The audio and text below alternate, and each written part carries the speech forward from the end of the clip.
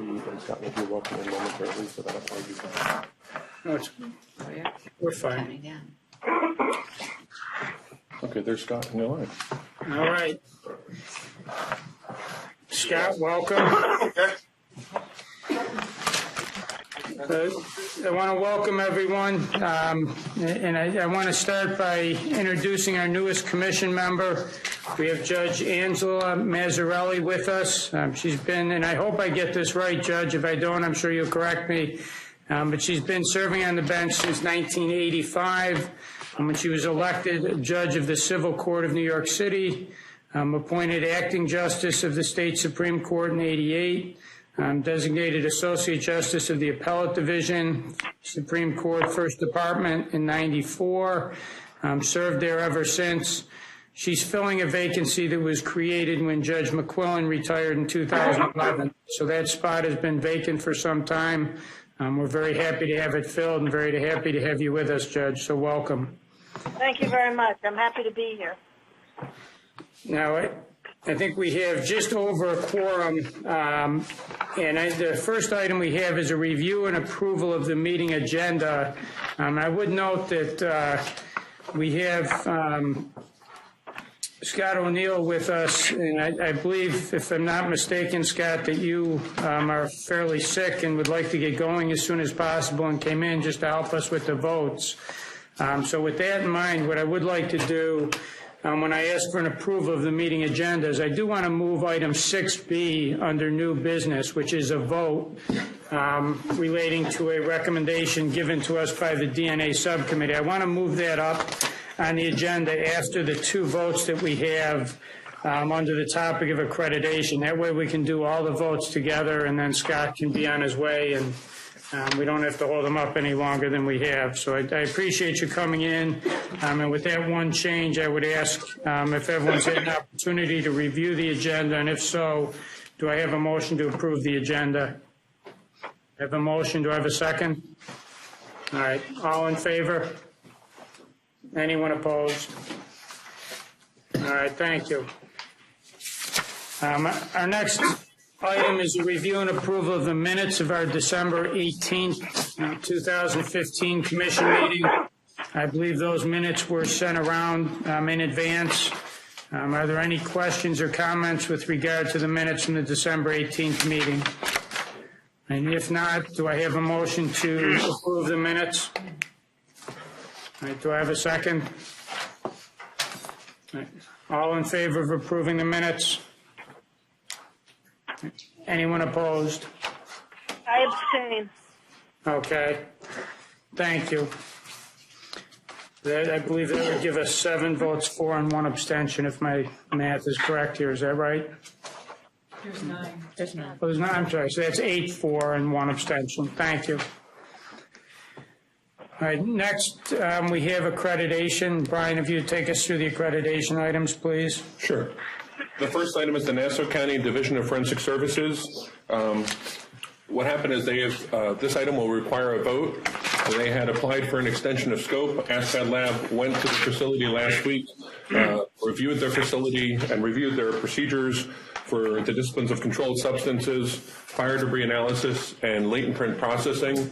And the ASCAD Lab approved the extension of scope. The documents were in your binder for that. So this would require a vote. Dr. Buffalino is available if there's any specific questions about anything. Pat, is there anything that you want to add? No, other than I'm pretty proud of the lab for going through an inspection and having no findings. Okay. Any questions for Pat with regard to this item? Okay. If there are none, I'd like to make a motion to expand the Nassau County Division of Forensic Services New York State accreditation to exclude the disciplines of drug chemistry. Wait, to include. To include. You said exclude. Sorry. We'll go back and start that from scratch. I'd like to make a motion to expand the Nassau County Division of Forensic Services New York State accreditation to include the disciplines of drug chemistry, trace evidence, and the categories of testing of controlled substances, quantitative analysis, general chemical testing, fire debris, and latent print development for the time period of March 16, 2016, today to April 25th, 2019. Yeah, I'll make the motion. Do we have a second? All right, second. All in favor? And anyone opposed? And Pat, did you abstain? I'm abstaining. Okay, so that would be, I think, 8-4, and none against, correct? One abstention. One abstention. Okay. The next item is the the New York City OCME Department of Forensic Biology. They had their full assessment of their laboratory, and at this point, it requires a vote. It went through the DNA subcommittee. The DNA subcommittee made a binding recommendation. So the documents from that assessment, as well as the binding recommendation letter, are in your binder. And I believe there's members of the laboratory available if there's any questions. Who do we have from the laboratory there? So Meredith Rosenberg is approaching the table. Any questions for the OCME on this issue before we vote?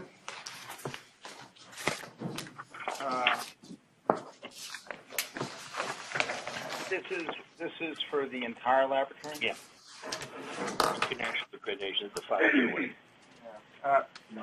There are a lot of questions in our disclosures that are wonder about. All right. All right, so at this point, I'd like to make a motion to renew the New York State accreditation of the New York City Office of Chief Medical Examiner, Department of Forensic Biology, and the disciplines of biology for the period covering today, March 16th, 2016, to November 18th, 2019. And I'll just make a quick note. There's a binding recommendation letter from the DNA subcommittee in your binders. There's actually two of them, and the reason there's two is they're identical letters, except there was a typographical error in the dates on one. The first letter said November 16th instead of November 18th. So if you're wondering why there's two almost identical letters, that's the rationale for it. So again, I make that motion if there's any second. I'm We have a getting old. motion. Go ahead. This isn't the one about partial matching, right? It's not No. that. Correct. All right, all in favor? Anyone opposed? All right, so that would be 7 in favor, 2 opposed, is that correct? Correct.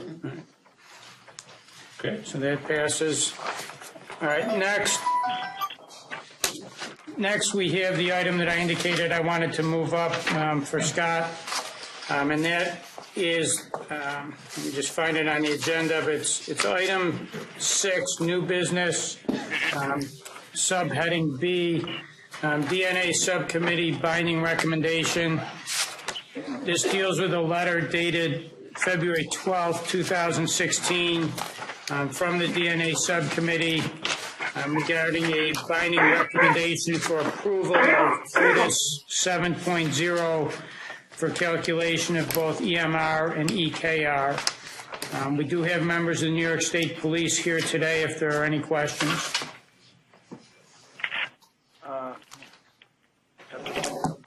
Judge Mazzarelli is due to the commission.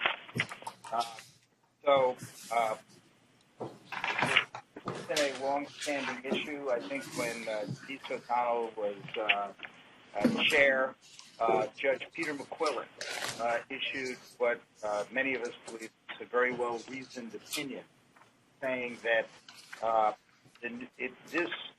the idea of actually revealing the identity of somebody from the database without having a complete match of DNA profile was a plain violation on its face of the New York statute. And, a number of us agreed with that interpretation. So it's, I wouldn't mind hearing an explanation of how the expected match ratio and the expected kinship ratio has changed before voting on this. But I believe that this is illegal. And I'm not here talking necessarily about the kinship ratios or anything else, just that the legislature really would have to pass something in order to allow the identity of somebody in the New York database being revealed when there is not a match to that individual, but only a match to a relative. Put it to the record. Ray Wickenheiser has approached the table. I can just set the framework for why this is here. So essentially, the current software that is being used to calculate EMR and EKR in the New York State approved partial match procedure has not been adjusted for the FBI PopStat issue that occurred prior. So what ends up happening is that software, which is neither technically supported, actually is providing inconsistent information. So the state police has not been doing this until the new software can be approved through CODIS 7. CODIS 7 is nationally generated software that's put out to run the CODIS system through the FBI. So what happened is this is a presentation showing that the CODIS 7 software is able to accurately and appropriately calculate the EMR and EKR. So again, Ray Wickenheiser is here if you have more specific questions. It's not to address the entire policy, but specifically why they're looking to change the program they're using. The current program that is available to them does not take into account the PopStat issue that occurred, approximately 8 months ago. So the allele frequencies would be off and is no longer technically supported where this one is. Right, and I think Brian has provided a very accurate summary. This is strictly a change in software. The old software, which was given to us free by Drs. Chakraborty and G, is no longer supported by them. So this would now be supported fully by the FBI. And because of that issues with their tables in terms of the frequency calculation where they found some issues with it, it's not providing perfectly accurate numbers. The numbers haven't changed a lot, but still we want to make sure that we're using the most accurate, appropriate numbers. So this is not a change to policy. This is strictly old software out, new software in by supported software. That's the CODIS 7 accepted software. So that's what we're proposing, strictly a change of software. Ray, before the software was changed, how many errors were there? I'm sorry, what kind of errors are you referring to? Well, I think you just said that before the software was changed, you were getting inaccurate results, or you weren't using it at all?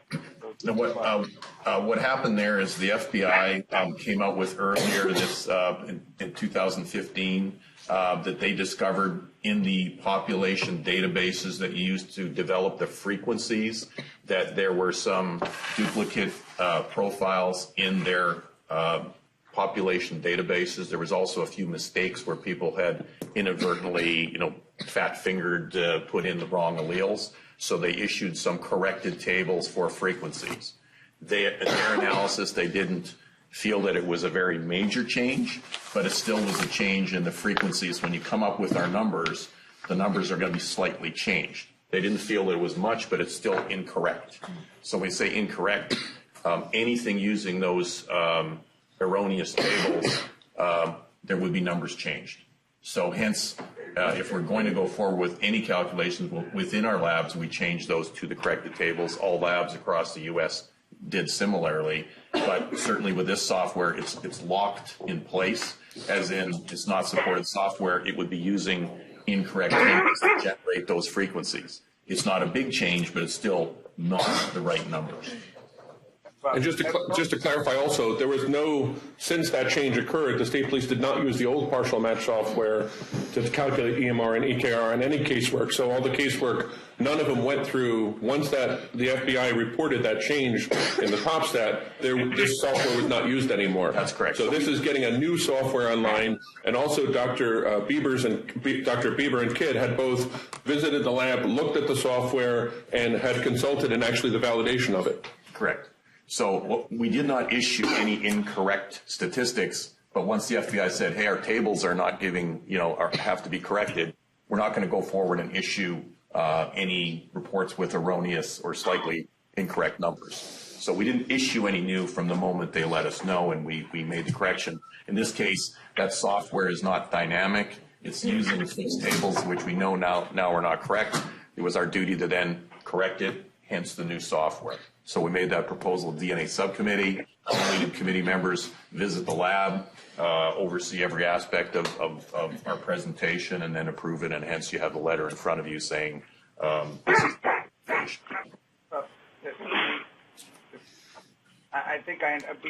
lots of things happened after those small corrections. I'm puzzled why the software has to change, but I certainly take your word for it.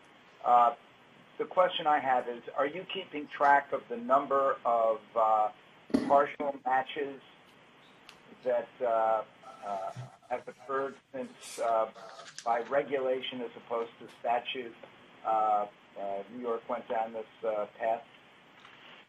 In fact, Brian Gestring has been giving updates on the actual number of, I just don't have the numbers in front of me, of the number of partial matches since the beginning. I think it's something like 83. Yeah, I don't have the number off the top of my head, but this has been in the open public record of the DNA subcommittee every meeting for the last 2-3 years. But you actually give a report on the number of partial matches? Yes. Yes. All right, so that's something that if we ask you to produce, Brian, you could do that? Yeah. And do you have any records on how many of these partial matches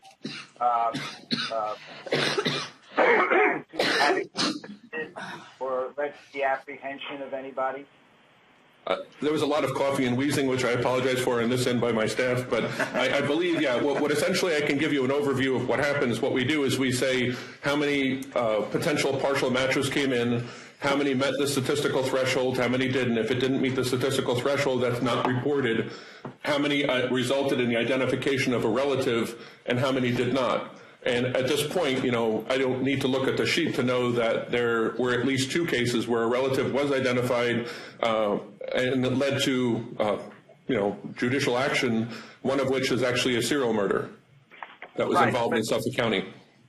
Right, but the question I have is how many did not lead to the identification of somebody that, for whatever reason, was not pursued by judicial action? Yeah. And again, those numbers are on the open public record, and I have no objection. You're telling me that you actually have records indicating which ones did or did not lead to judicial action? I mean, the way you answered that question is that you said, well, I know of 2 off the top of my head that led to judicial action. My question to you is, are you actually keeping track of which ones did lead to judicial action or the apprehension of somebody and which ones did not?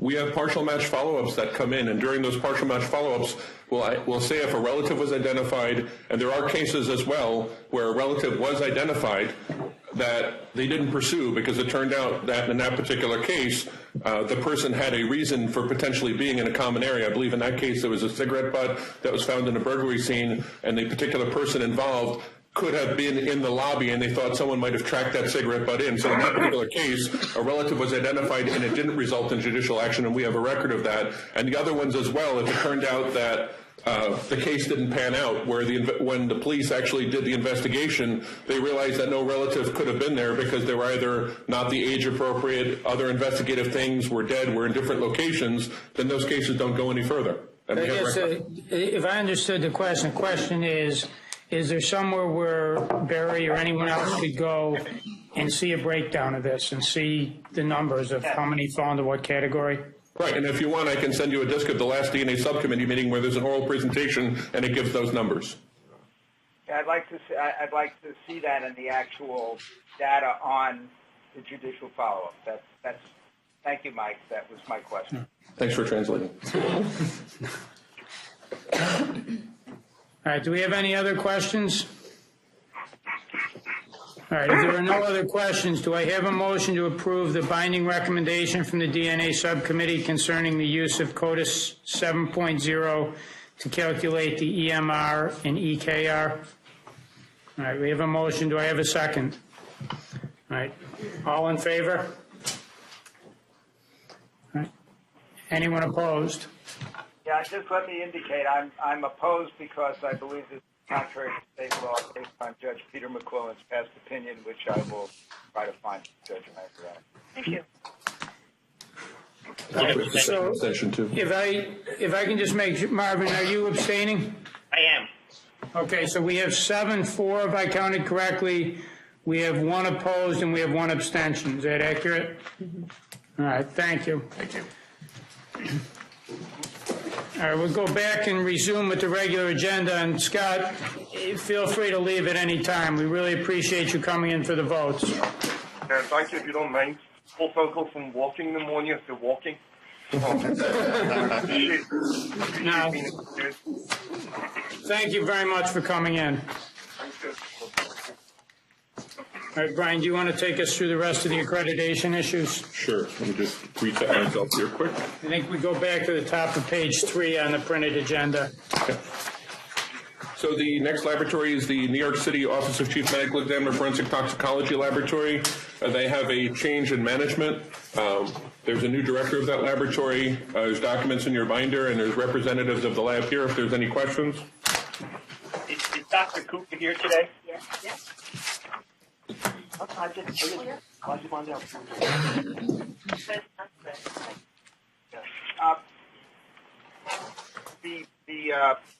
The only thing, welcome, Doctor.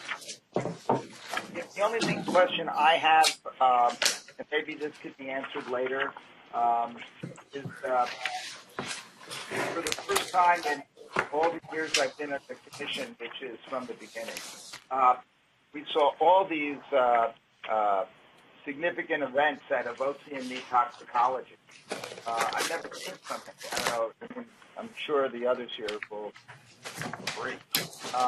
I wonder if there's some overarching explanation for it, and that's why that's a question we can get to it then. But I just noticed it now.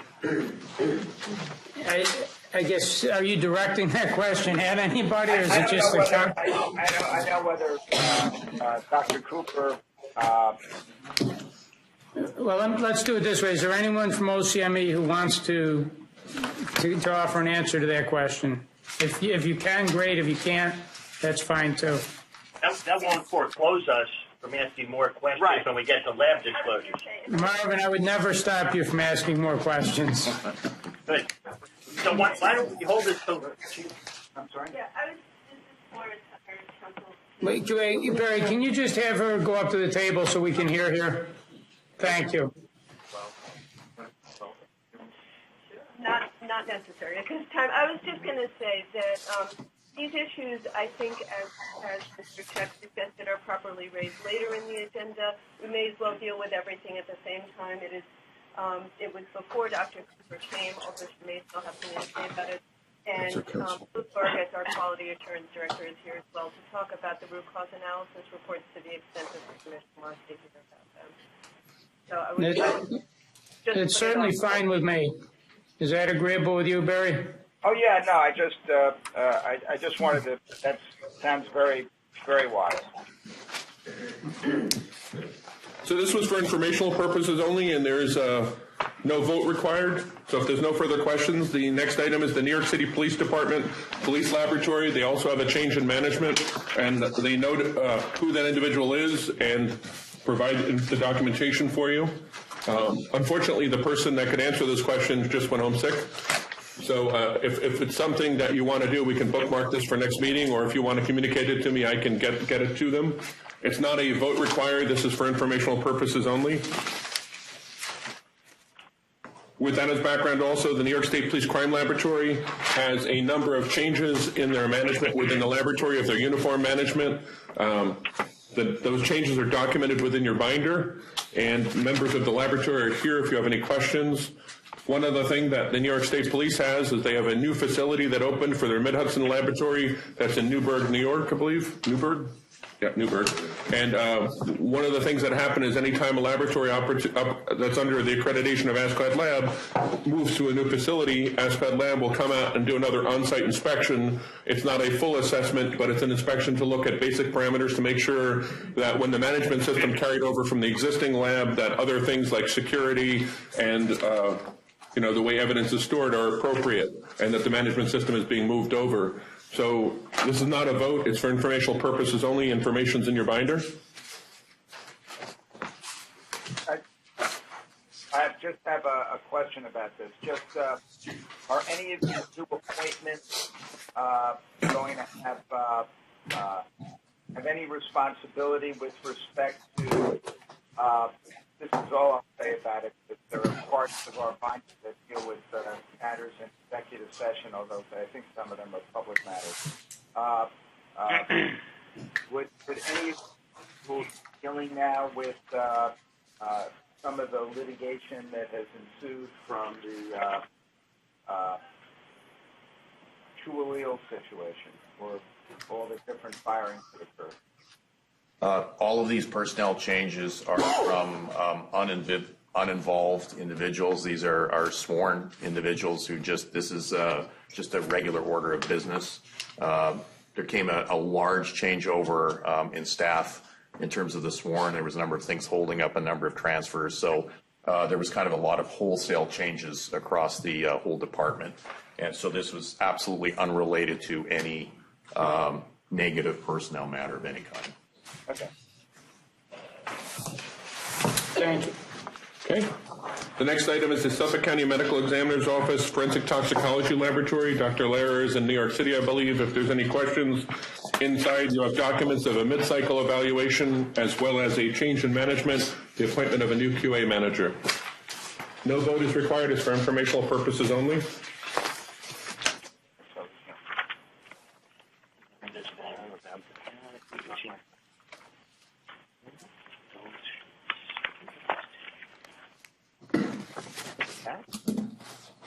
Okay.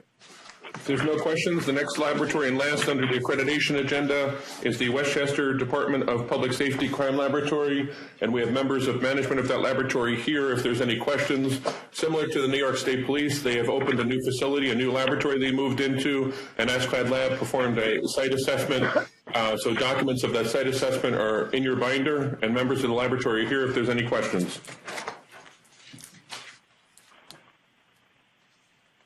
Okay, hearing none, back to you for old business. All right, thank you. So first on our agenda under the heading of old business is the item related to mixture interpretation. At our last commission meeting, commission members requested a copy of the BioTwig letter that had been previously provided to the DNA subcommittee. That letter is included in the binder. The new Butler/Cobble presentation that Barry referenced was also distributed to DNA subcommittee members who I believe did review it. And I also understand that Dr. Butler and Dr. Cobble will be attending the next DNA subcommittee meeting to either give or comment on that presentation as well.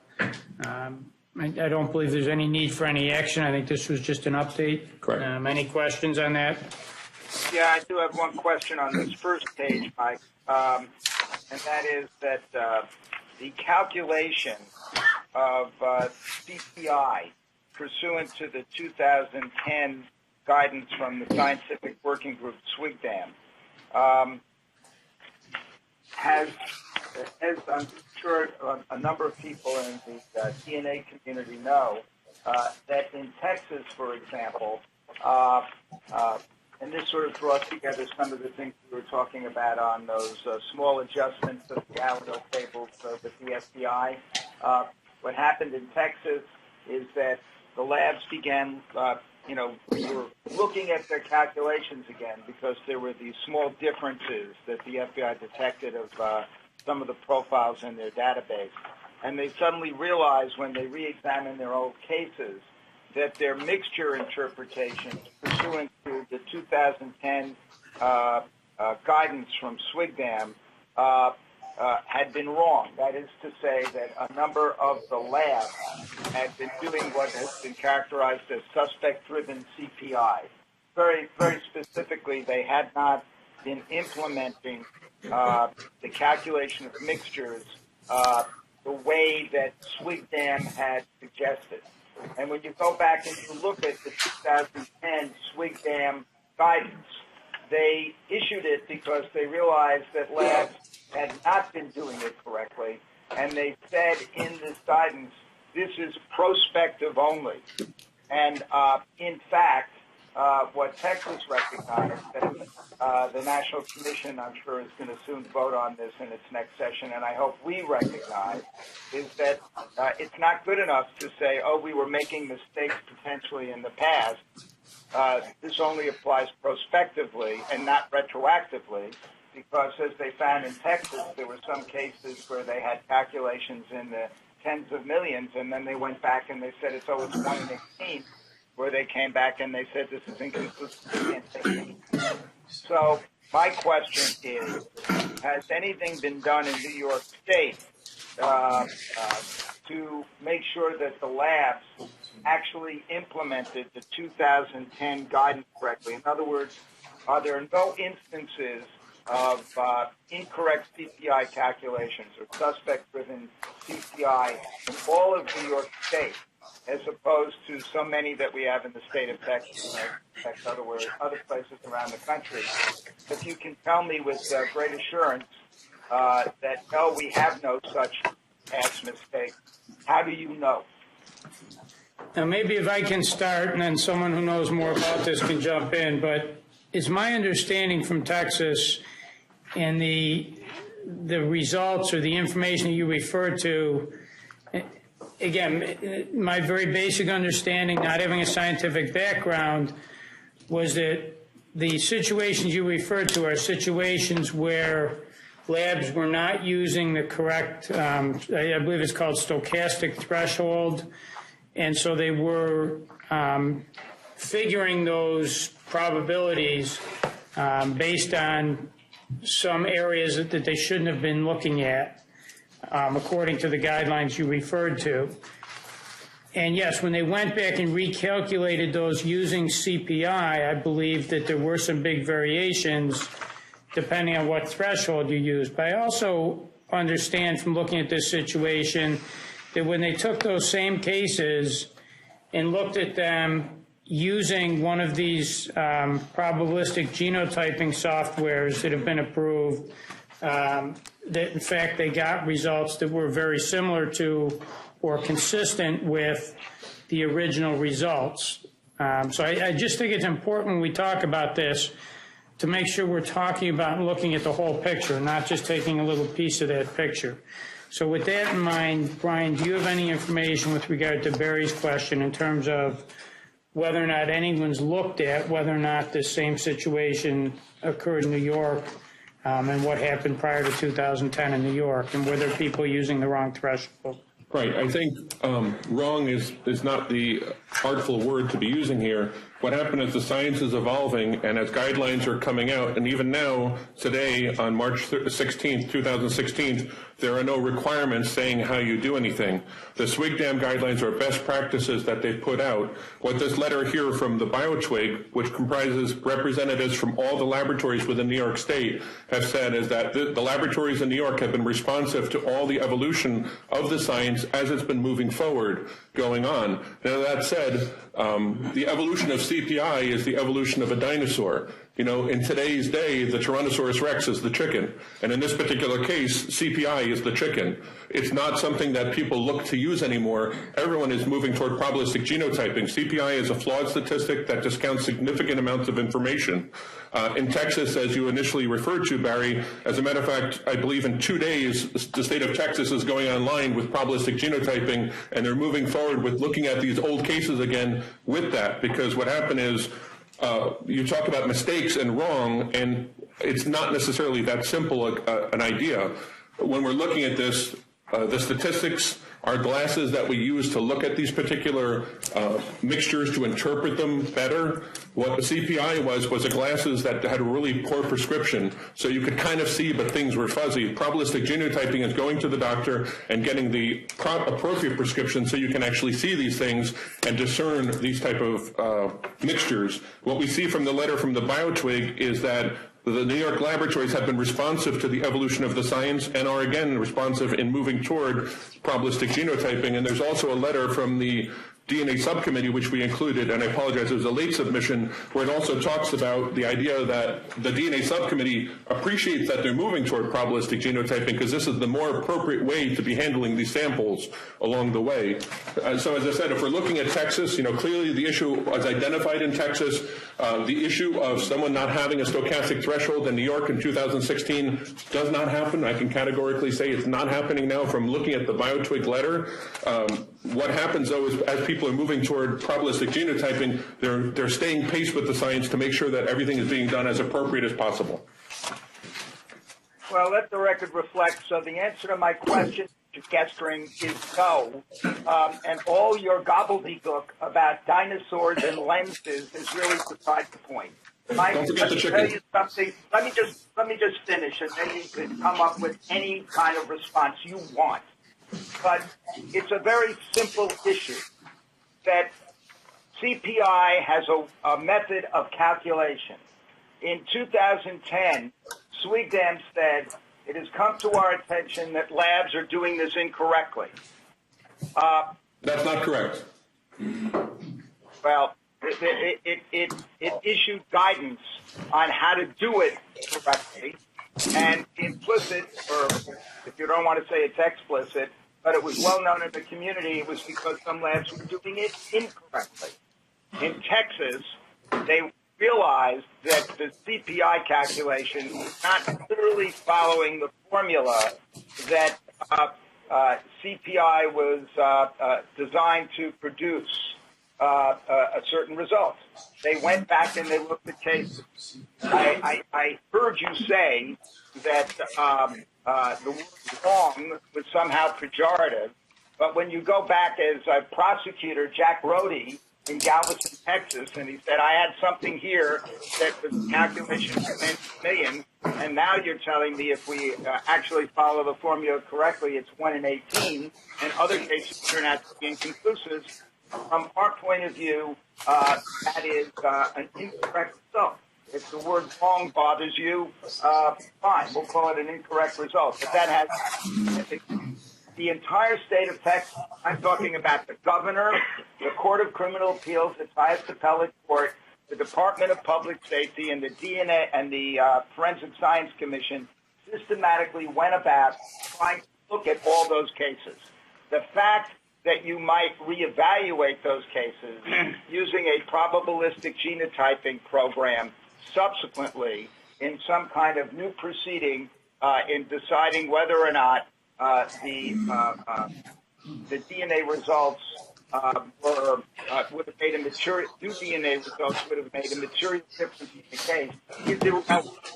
And your entire discussion about how this is all changing we look at things through a different lens, is really beside the point. It is a simple statistical calculation on how to do CPI, and the question is, have you done anything in New York State to go back and look and see whether some random sampling, some examinations of CPI in the other laboratories?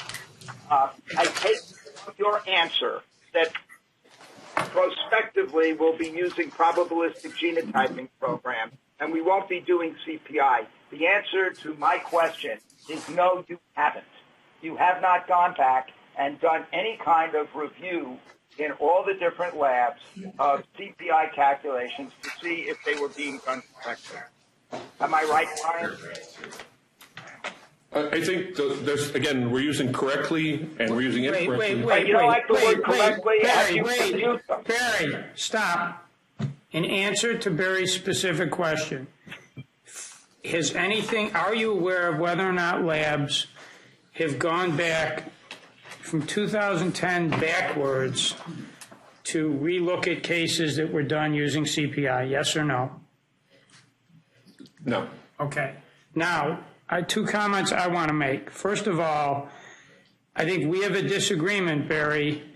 You certainly have a view that you just articulated, and what I heard you say was that when they take these cases that were done using CPI and using certain thresholds and redo them using different thresholds and come up with very different results, you said it doesn't matter if they then go back and look at that case using probabilistic genotyping. Frankly, I very much disagree with you. I let you speak. Now let me finish. Sure. I think that, in fact, it does matter. If what we're looking for is there validity in the testing results? Do those test results mean something in the context of a criminal proceeding or a criminal investigation? The fact that you go back and retest those and you use a method of testing and you use a probabilistic genotyping system or software that's been validated and that's been accepted, and that gives you an answer that's very similar to the first answer they got. To me, that does mean something. If it doesn't mean something to you, then we have a difference of opinion on that. But I think we need to be clear.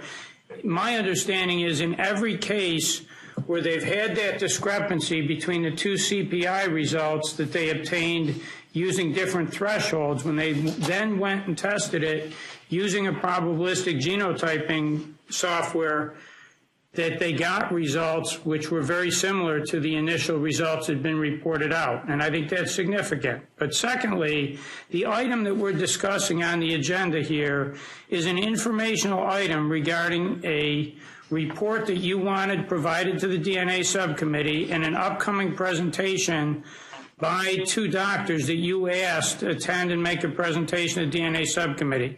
We're simply reporting that right here at this meeting, we're simply informing people that that report was provided to the DNA subcommittee, that those doctors will be going to the DNA subcommittee. And I think it's premature for us to debate the details of this before we hear from the DNA subcommittee. That's the reason we have the subcommittee, is so people with a scientific background can listen to, appreciate this information, and give us a recommendation. So, frankly, I don't know what we're debating. I don't think there's anything to vote on, and I think this should all wait until we get a report from the DNA subcommittee on this issue. All right, Mike, Justin, first, let me thank you for putting what I thought was a clear question in the first instance to Brian again and getting the answer no. That's all I was asking him. Has anybody gone back and looked at the CPI? Number one. Number two, I'm not disagreeing with you that if you no longer use CPI and you go back and you look at data and you have a probabilistic genotyping program that is validated, and that's whether some of these are adequately validated is a separate and distinct question. I'm not disagreeing that one can get an answer, right, that it's still a rare frequency, or it says something about mixtures that would be useful to the fact finder, and it's not materially different than the first answer, okay? I totally agree with you. And to the extent that cases are being handled that way in Texas, and I think your information may be a little anecdotal. I'm not, that is to say, I think there are some cases where it has made a difference. They've gone back and there have been different results in cases. But if it turns out that the incorrect CPI calculation in both cases, when the probabilistic genotyping software give answers that are not materially different, then that's fine. And we're all in agreement about that. But the question that you asked, Brian, and got an answer no, and the question that concerns me is whether or not we have a handle here in New York State, and whether our labs are going back in some kind of systematic way to see if the calculation errors with respect to CPI happened in New York the way they did in Texas, and I'm sure other jurisdictions. And that's just the question. And the answer to that is no, as you alluded to, Brian.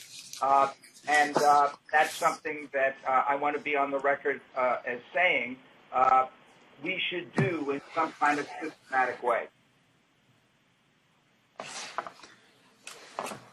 And that's also related to the COBOL presentations and the public presentations. Yeah, and I guess the first thing I would say is that, with regard to the answer no, I think we have to be careful.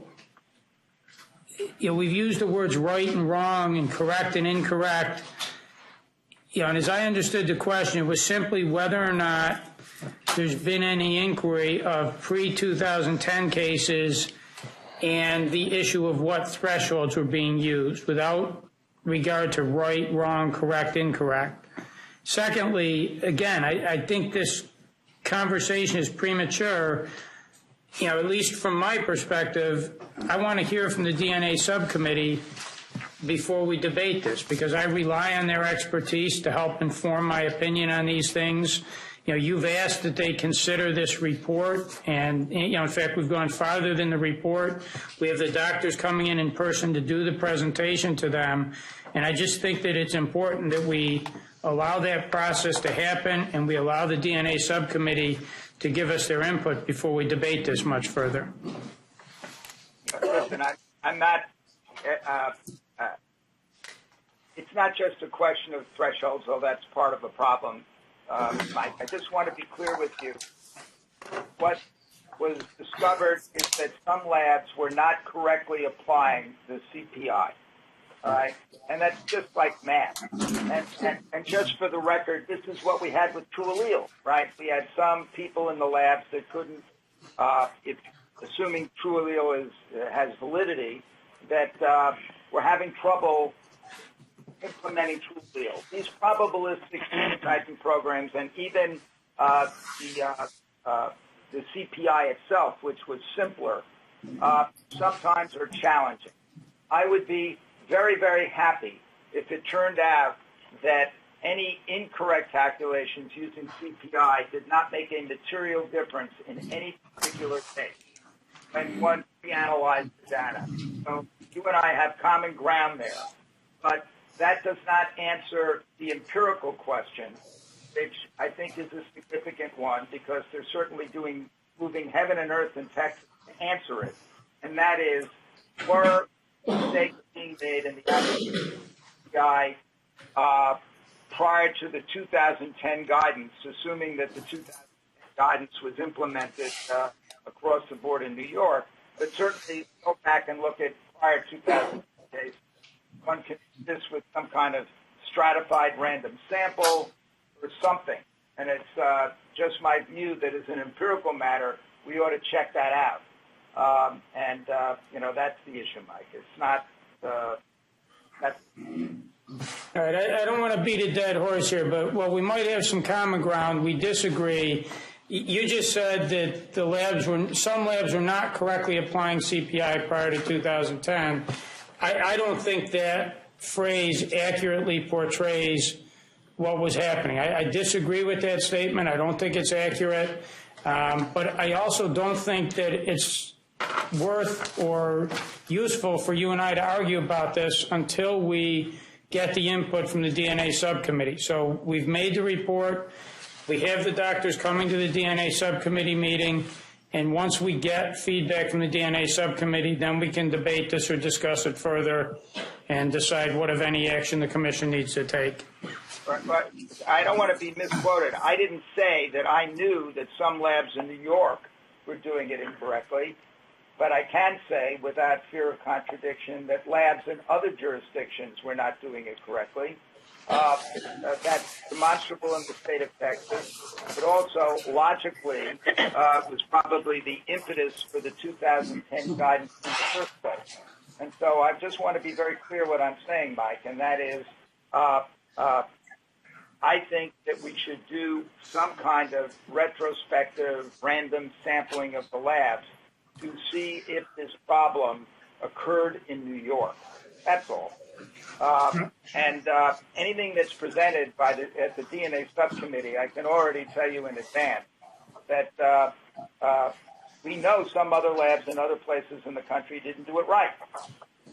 You can't find out whether that's true in New York unless you actually try to test the proposition empirically. And if you don't like, I just want to be clear, they did not properly apply CPI. That's what I'm saying. You don't like the word right, wrong.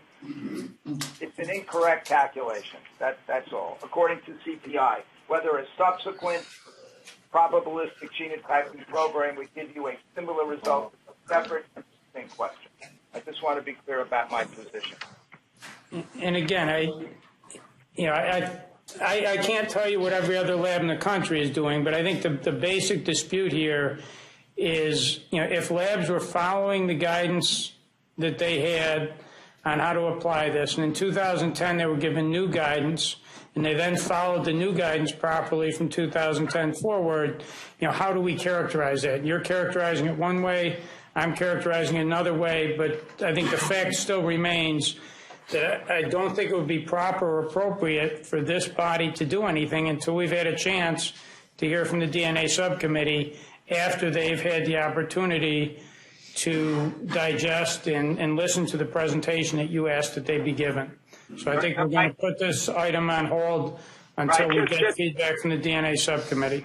Right, Mike, just very briefly, because in your last statement, I think I understand what the problem is. The 2010 guidance, right, was not a new CPI methodology. The 2010 guidance said, this is what we meant, this is how it's supposed to be done, and everybody should do it this way. And we're only saying that this should be done prospectively. That was the problem with it. It said prospectively do it this way. And it didn't go back and tell people you should retroactively re-examine your case. That's the difference. It's not that any other way of doing CPI that was different than the 2010 guidance was the wrong way of doing CPI. That's the problem, Mike.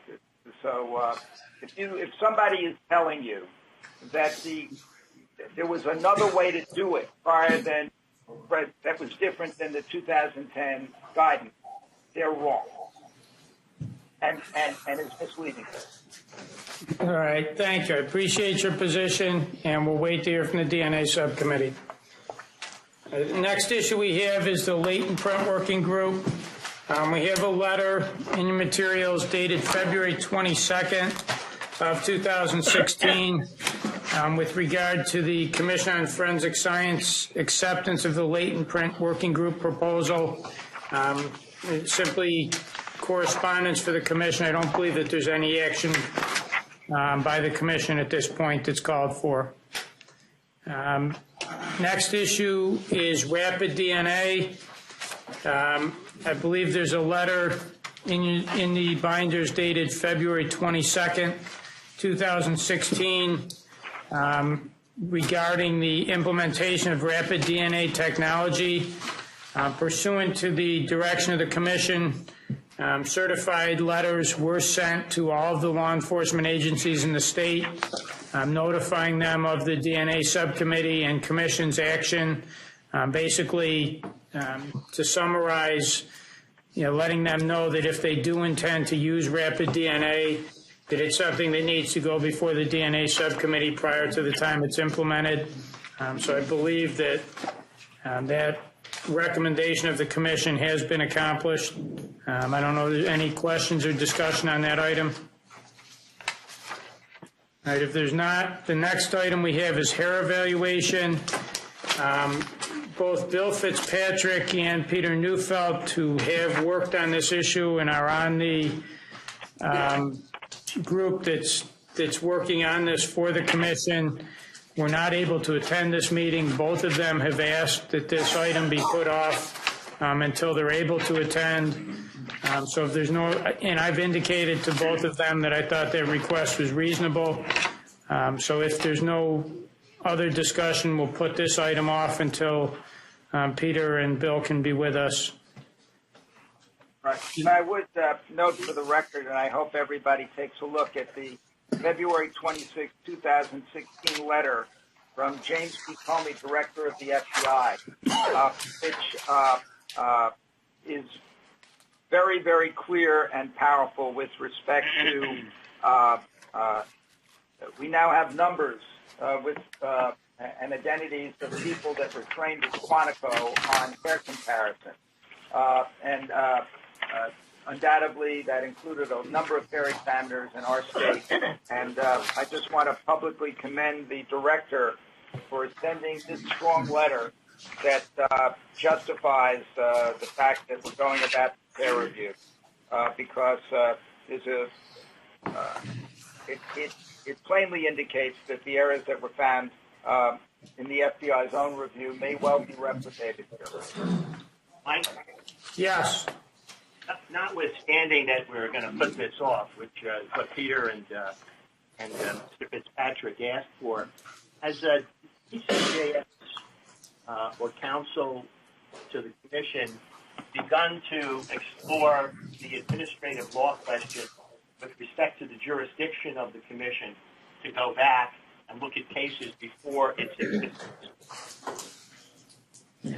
No.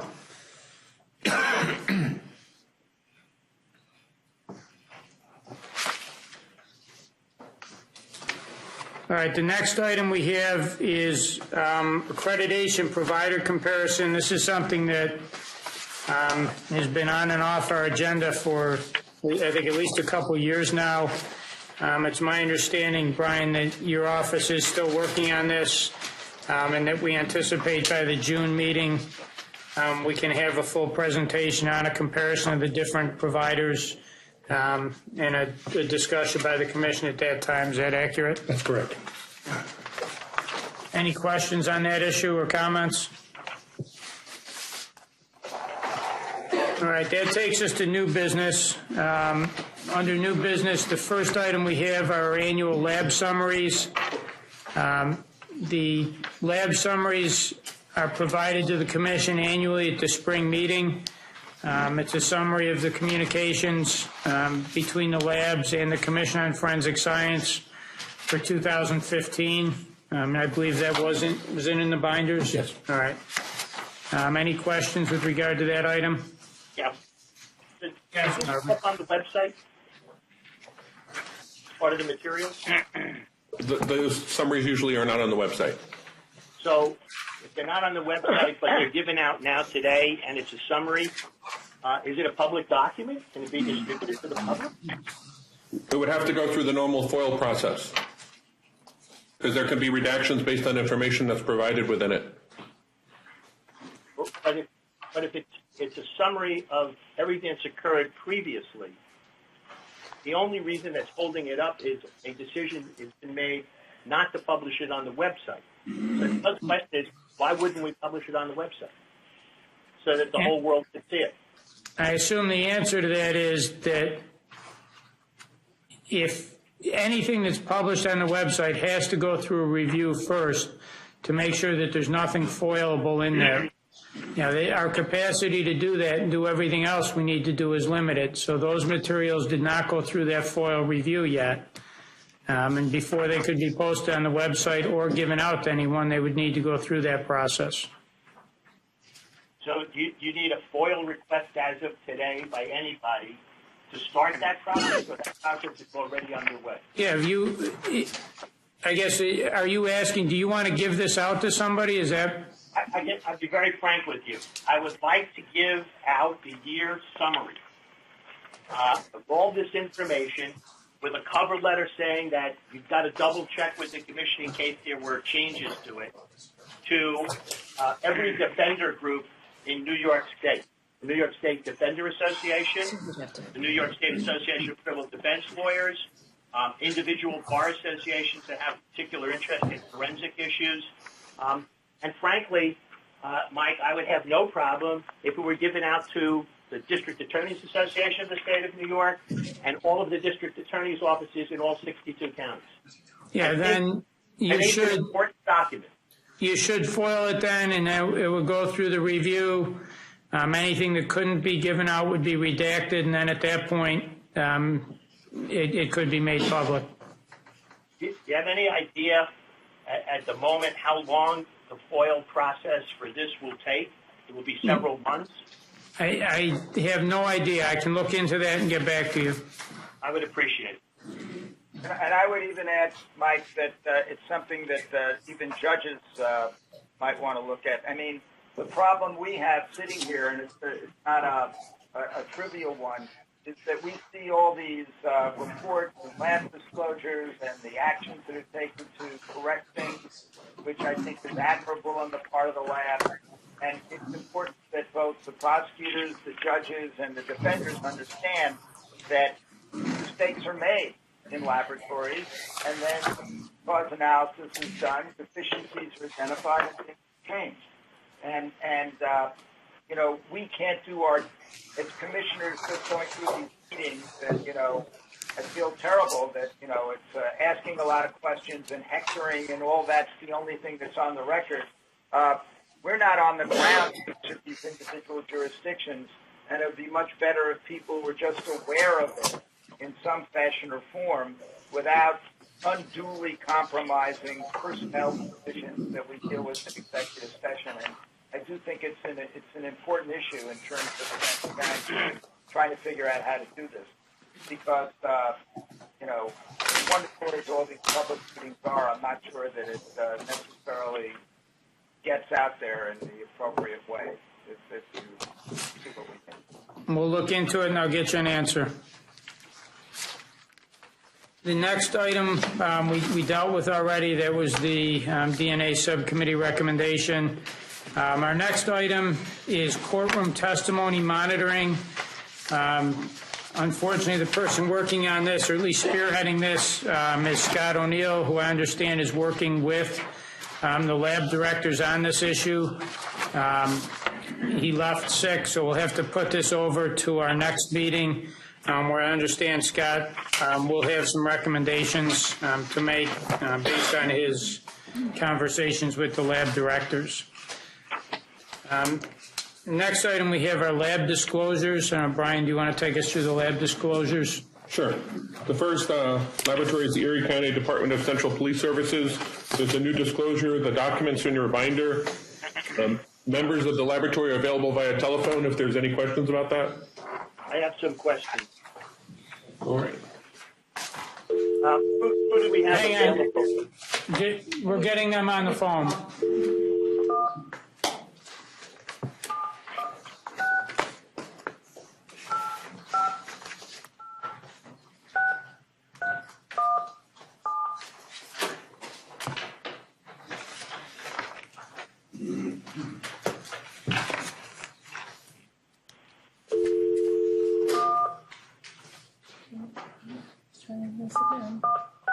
Hello, and thank you for calling Movie Phone.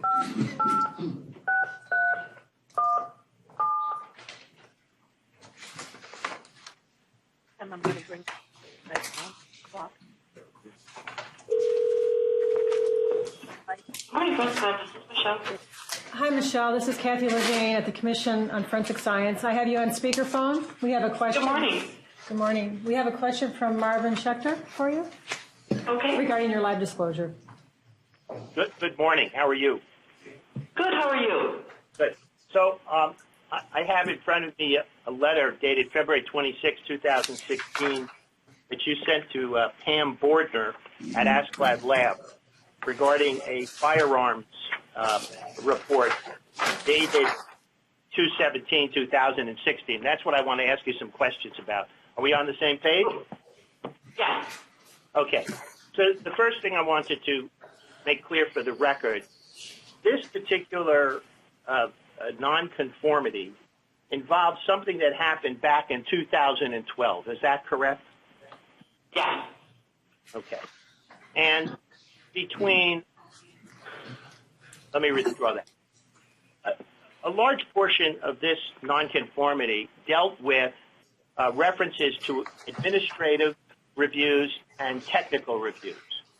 So my question is, so we're all using the same terms. In your lab today, very briefly, can you tell me what is an administrative review as you understand it, and what is a technical review as you understand it? Certainly. An administrative review is a review of the paperwork and the report associated with a particular case, and you're reviewing such work including the submission paperwork, the chain of custody of the evidence, if the report contains the proper information that we were provided, such as case numbers, case names of individuals involved, investigating officers that were a part of the investigation, and you're reviewing that to make sure all of that is properly documented and included in the report, as well as is the administrative end of the case file correct? Are the page numbers included? Is everything initialed and dated properly? Is the correct lab number included in that paperwork? That is an administrative review. A technical review, you're actually reviewing the technicality of the analysis.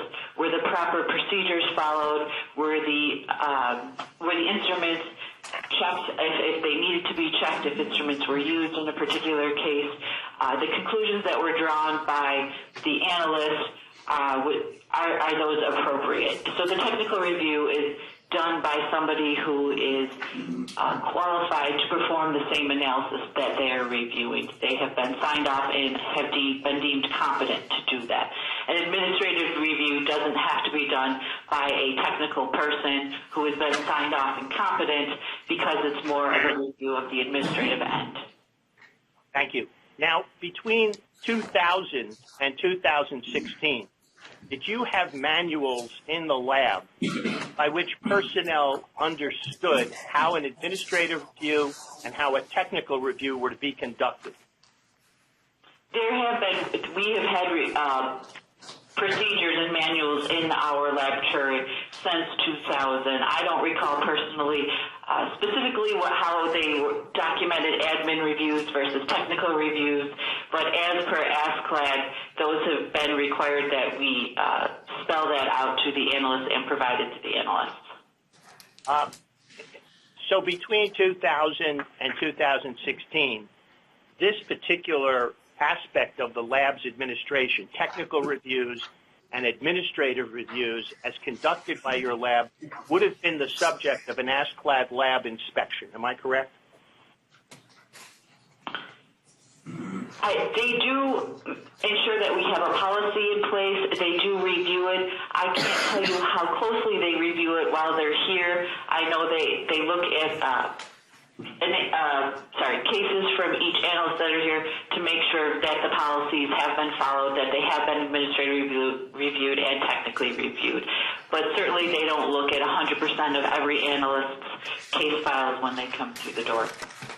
And just to be clear, between 2000 and 2016, you have had ASCLD lab inspections, correct? Correct. Okay.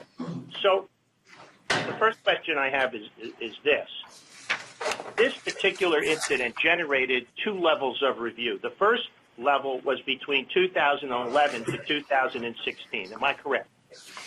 Yes. And that revealed 3 reports. One report with notes from another case, correct? Yes. And 2 reports that were found to be not technically reviewed. Am I correct? I believe there was one other that was not technically reviewed in that time frame, that 2011 time frame to the present. The only reason I said that was because the letter of February 26, 2016, to Ms. Bordner at ASCLD Lab in item number 4 on page 1 says that during the first review, 2 additional reports were found that were not technically reviewed. Yes. The initial case they're talking about in item 4 that you're referring to in this letter, the case hadn't been technically reviewed because a report hadn't been issued. So therefore, there wouldn't have been an administrative or a technical review on that given report because no report had been issued. Right. So that's why you're saying now it's only 1, correct? Because the one that you're referring to, a report had been issued. Right. So in the 3 instances they're referring to in item 4, one of which there was no report issued. The other 2, they were not technically reviewed, but one of which of those had the incorrect notes in it. Okay. Am I confusing the issue? No, not at all. Not at all. Thank you for that answer. The second level of review was from 2000 to 2010, and there 3 additional reports were found that were not technically reviewed. Is that correct? Yes. And those 3 reports found not to have been technically reviewed, those reports were issued. Yes. Okay. So between 2000 and 2016, although you had in place procedures for what the technician's obligations were, these reviews, at least 4 of them, ended up not being technically reviewed. That's really the essence of the problem, correct? Yes. Now, when somebody does a technical review in your laboratory, today or going all the way back to 2000, how does the lab know that the technical review has been done? Does the technical review technician or lab person sign off on a document or put something in the case file that says, I so-and-so have technically reviewed this file? Is that what happens? Yes, that's part of the process. That's part of the what? That's part of the process of a technical review. You sign off on the report, or I'm sorry, on the case file. Can I ask a quick question in between, Marvin? Michelle, do you have 100% tech review in your lab? We do now. So theoretically, it's possible through the normal course of business, without violating any protocols, to have a report go out that has not been technically reviewed. Well, I believe there are some sections, and I can't say exactly which sections they are for sure without reviewing our manuals, but I believe there are some sections that will allow a report to leave prior to the technical review, but the technical review does have to be done 100%. I'm not sure what sections of the laboratory still have that policy in place, but 100% of the cases are technically reviewed by a competent analyst out of this laboratory. Can I resume? Is that okay? Thanks. Yeah, thank you. All right. Let me go to this business of the technical review where somebody signs off and says, I did it. Is there a procedure between 2000 and 2016 where somebody checks up to see whether the technical reviewer was doing what he or she said they were supposed to do? Whether it's a random check, a one-time check, or once a year, something is done that says, we're going to take a look at so-and-so who's done 20 technical reviews this year to see if this person's technical reviews are up to snuff. Is there a procedure like that in place between 2000 and 2016? Yes, we currently do internal audits in the laboratory annually, and that is part of the procedure of doing an internal audit. Cases are randomly selected. They are reviewed during the internal audit process, and that review of the technical review process is part of that. Okay, so there is an internal audit process. It existed between 2000 and 2016, and yet here we sit with the letter of February 26 that shows that there were at least 4 reports where technical review was indicated but was not done.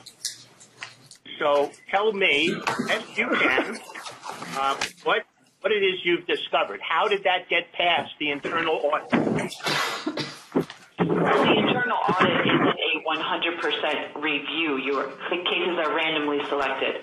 So, and I believe you would infer to that random selection of cases, and that's exactly what's done during the internal review. Cases are randomly selected. There were no cases during that internal audit process that indicated that there were any issues with the technical review process that we have in place here in our laboratory. When you do a random audit internally of the technical reviews between 2000 and 2016, approximately what percentage of a technician's technical reviews would be randomly audited in a given calendar year? So, for example, I did 20 technical reviews. You did an internal audit of my reviews. How many would you have looked at in a given year?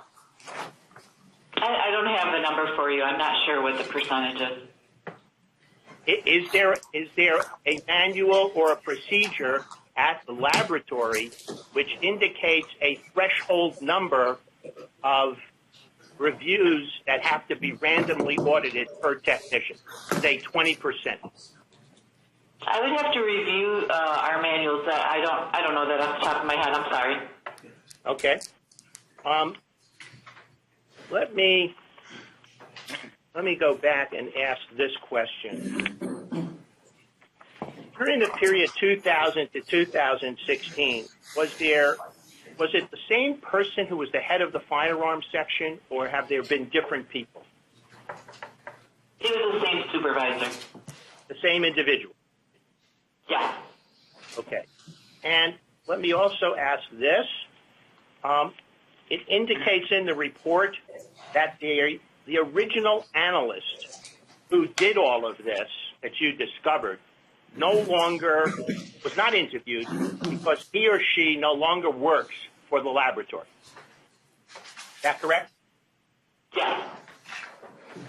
Was any attempt made to find this analyst? That's my first question. My second one is, to the best of your knowledge as you sit here today on the phone, do you know if this analyst is working in any other laboratory in the state of New York? Yes, Under I the believe jurisdiction so. of this commission. Pardon me? Do you know whether or not this analyst, who no longer works at your laboratory and was not interviewed for that reason, currently works at another laboratory in the state of New York doing firearms analysis? I'm sorry, I thought you heard me. I said yes, he is. And have you contacted this individual in the course of trying to discover what the problem was? I'm not sure if he has been contacted yet. I personally have not. I know the root cause analysis is still in progress, and so I'm not sure if they have reached out to him yet. Just as a quick qualifier for Marvin, Dr. Simic was unavailable to be here, so Michelle is just sitting in for him. So she's not as up on the intricate details of different things that might be components of this. Thank you. Let me ask you this. If you could get, you have the name, obviously, of the technician, and we now know the technician is working at another laboratory. Is that something you can make available to the chair of the commission, that information? I believe that would be a question that my laboratory director would have to answer. I don't know what could be available and what isn't. Now, with respect to this incident of 2/17/2016,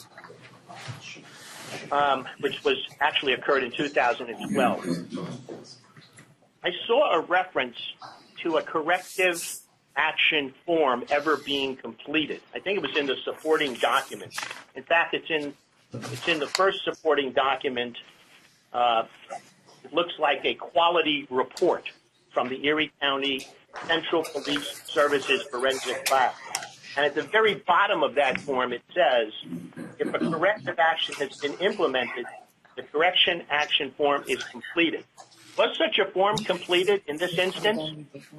The investigation is still ongoing. We're still involved in the root cause analysis process, so it hasn't been completed yet. I believe when this is completed, which will be within the next couple months, you will get a copy of all of the completed documentation. But this is still in an ongoing process. Often when we receive reports from the laboratories that are provided to the commission for meetings such as this, the names of the technicians appropriately are redacted or not mentioned. In this instance, my fear and my concern is that we know what happened, we don't know why it happened. And we do know the identity of the person, but the person no longer works for you, but you know that this person is working in another lab in the state of New York. So in your final report, can you find out for us if you can get the name of that individual in the lab where they're working so it can be given to the chair of this commission? I would have to speak to my director about that. I don't know what will be provided in the in the corrective action form. Okay. So I'm sorry, I don't have an answer for you right now. I would have to speak to the director. I totally understand. I was made aware that the laboratory in which this person works has been informed. But I don't know if the analysts themselves have been spoken to. Let me go back to that last statement. The laboratory where this analyst is currently working has been informed? That's what I was told yesterday, again, as part of the root cause analysis, yes. Okay. Well, thank you very much for your patience and your forthrightness. Mike, I think from the tenor of the question, what I'm concerned about. Here we have an anomaly, a nonconformity. It was duly reported when it was discovered. And here we are in 2016. We know the identity. The person is working in a lab. I'm going to assume for the moment that person is working in a lab under the jurisdiction of this commission. And of course, the inferential concern would be that this individual had no retraining, to the best of our knowledge, has not been contacted with respect to what happened here, is doing the same thing at the new laboratory. So my question to you is, how does the commission handle that? And I guess the preliminary question I would ask you is, what I just heard was that this root cause analysis is not complete yet. And if I heard correctly, I think they anticipate it will be complete for our next meeting. You know, is it appropriate for the commission to do anything before we get the final report from the lab about what happened, or do we need to get the final report and let them finish the root cause analysis before we decide what action to take? I understand your concern, and I think it's legitimate. I'm just asking procedurally, you know, taking the step of formally notifying labs of issues like this involving personnel, you know, is serious. You know, and it, by the same token, not informing lab directors of potential issues with their employees has serious implications as well. You know, so at what point do we do that? Do we wait for the investigation to finish, or do you suggest we do something now? Well, I understand the concern for the technician. On the other hand, these reports, these technical reviews, occur, and then a report is issued, which means as we're sitting here, this technician or analyst is doing that which he or she was doing for this lab. At a minimum, can't we notify or ask Dr. Simic, is it? Dr. Simic to notify the head of the lab where this is occurring so that that lab director has some idea of what's going on. Otherwise, there are cases that are being handled, being reported to this attorney and defense attorneys where this same behavior may have occurred and we have problems. Well, it's my understanding that the lab has been notified based on what I just heard, but I will certainly confirm with Dr. Simic today or tomorrow that, in fact, that notification has taken place. I thought you were suggesting something beyond that. I actually was. I mean, if you could find out from Dr. Simic a little bit more detail, perhaps when he notified the other lab, he told them what happened, and whether or not the other lab told Dr. Simic, we're taking a look and we're reviewing as well. I certainly would like to know that because. No, I think that's fair enough. We will look into that and try and obtain that type of information. You know, at a minimum, I'll make sure if for some reason the information we just got about the notification is not correct, I will advise Dr. Simic. I think that notification should take place. I'm assuming it has. I'll find out exactly what the notification was. We'll try and find out what, if anything, has been done by the lab he's working at. And then at the next meeting, I would suggest we have the final report. We'll have that information, and we can decide whether or not we think anything further is appropriate. Thank you. Thank you. I think the issue that comes out of this, and I don't know, and I honestly don't know the answer across the country and other places, is there some system in place that would allow labs, when they're going to hire some people, to get access to, information about prior employment and prior conduct. It's sort of like there's a database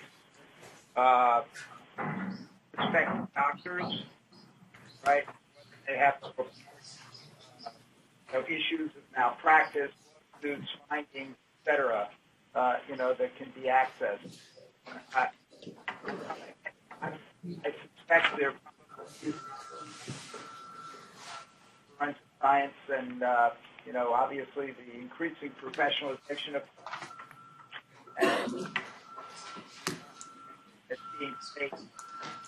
We're having some technical difficulty, Barry. The sound keeps going in and out. I don't think it's that you're not close enough to the mic. It just, but I caught the gist of what you're saying, and I don't know the answer to it. And what I'd suggest that we do is reach out to Scott O'Neill and ask him at the next meeting to at least give us, from the lab director's perspective, what, if any, tools they have available to them now, and whether or not there's anything in addition to what they have that they think the commission could do for them.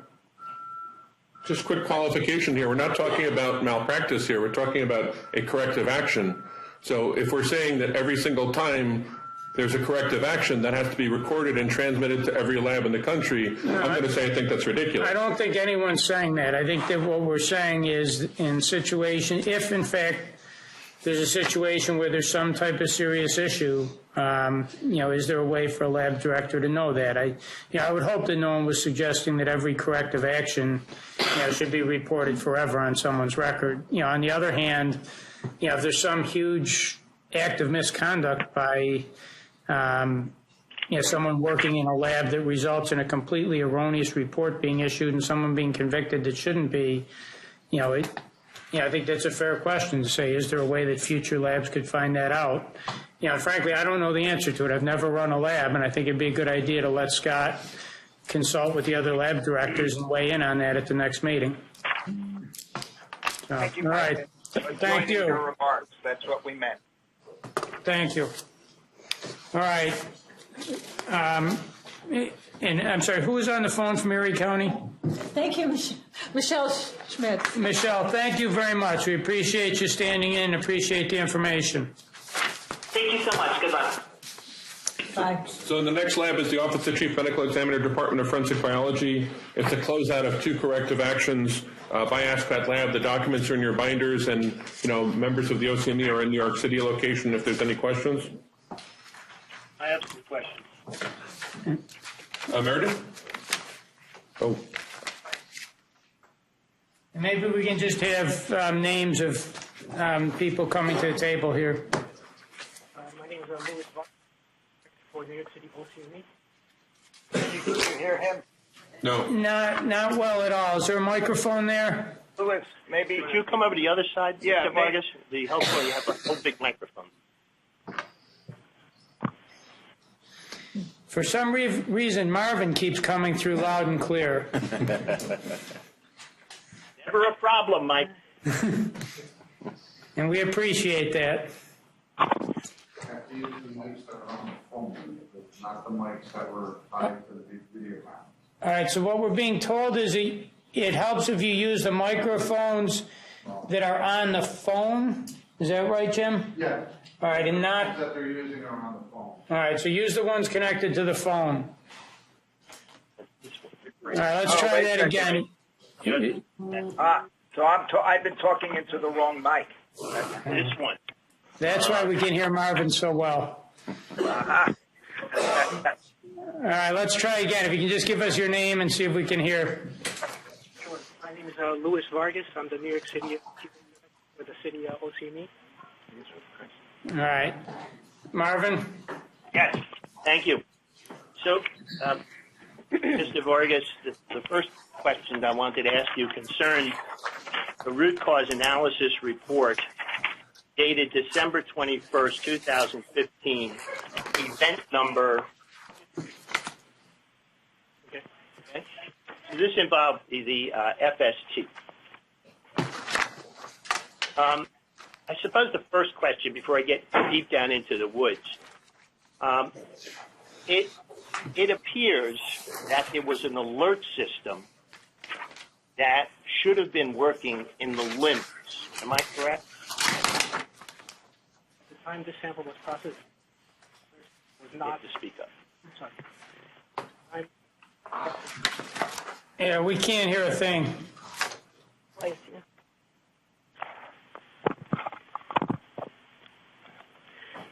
At the time that the sample was processed, the alert mechanism in the limbs had not been active. What was the reason for that?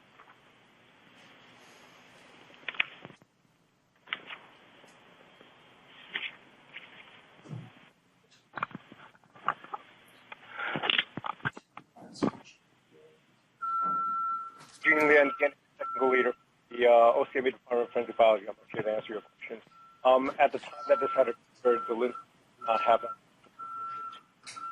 alert us that underneath purely We're missing, Gene, you keep cutting in and out. I think I think the microphone is not picking up some of the time. When it does that, it just goes completely blank here. So we're missing huge parts of what you say. I apologize.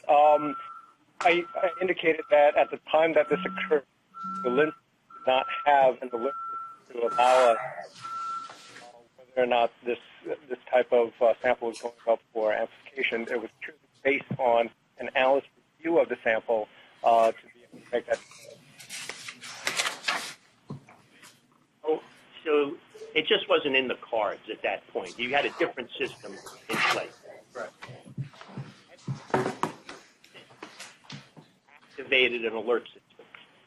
We have since, based on corrective action that we've in. It's a little bit harder to modify because it involves an external vendor, but we do have internal checks and balance, FS alternate landing page, to alert people when they open up the program to indicate very blatantly that the sample is run on using the FST. And personnel have been notified via new standard operations delineate out specifically at. I'm going to get to the alternate landing system in a minute. I just first want to hone in and make sure that the lab is now instituted with the outside vendor an attempt to get an alert system in place. Yes. Am I correct? That's going to take about 6 months. It's going to take some time. We will try to expedite this as soon as we can. We, again, control, but. Hey, Eugene, can I interrupt? You're cutting out again. I was going to ask if maybe you could come sit by Judge Maggiorelli. There seems to be a good mic there, or maybe just Marvin's booming baritone. I'm not sure. Thanks.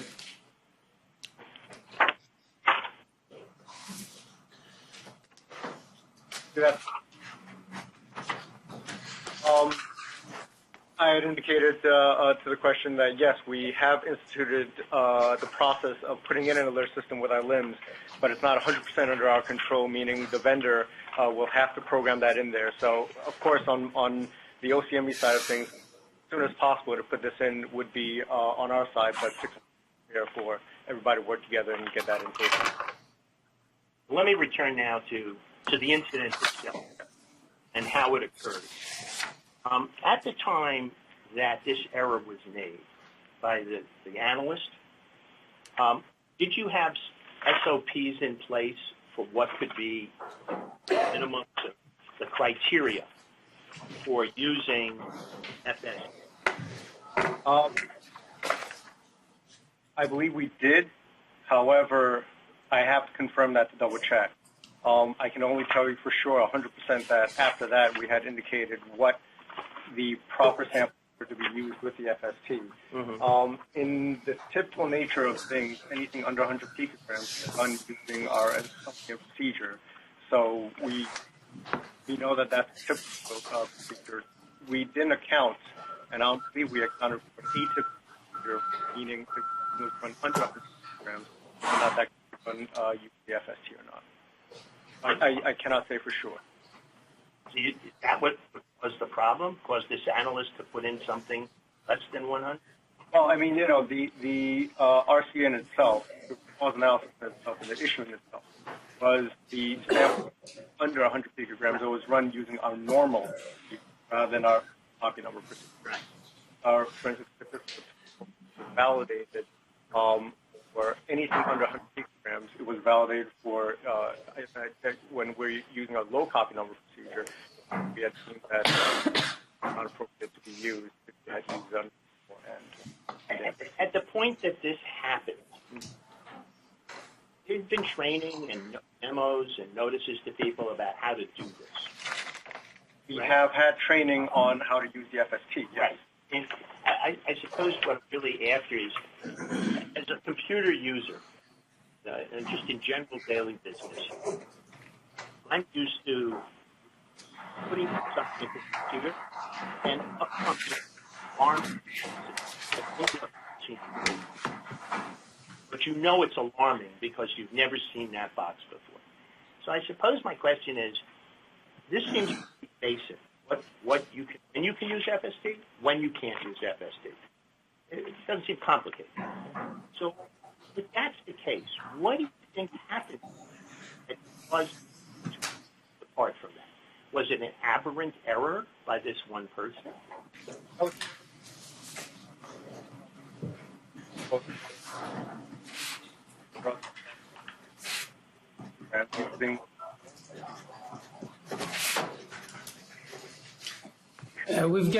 We just went blank again.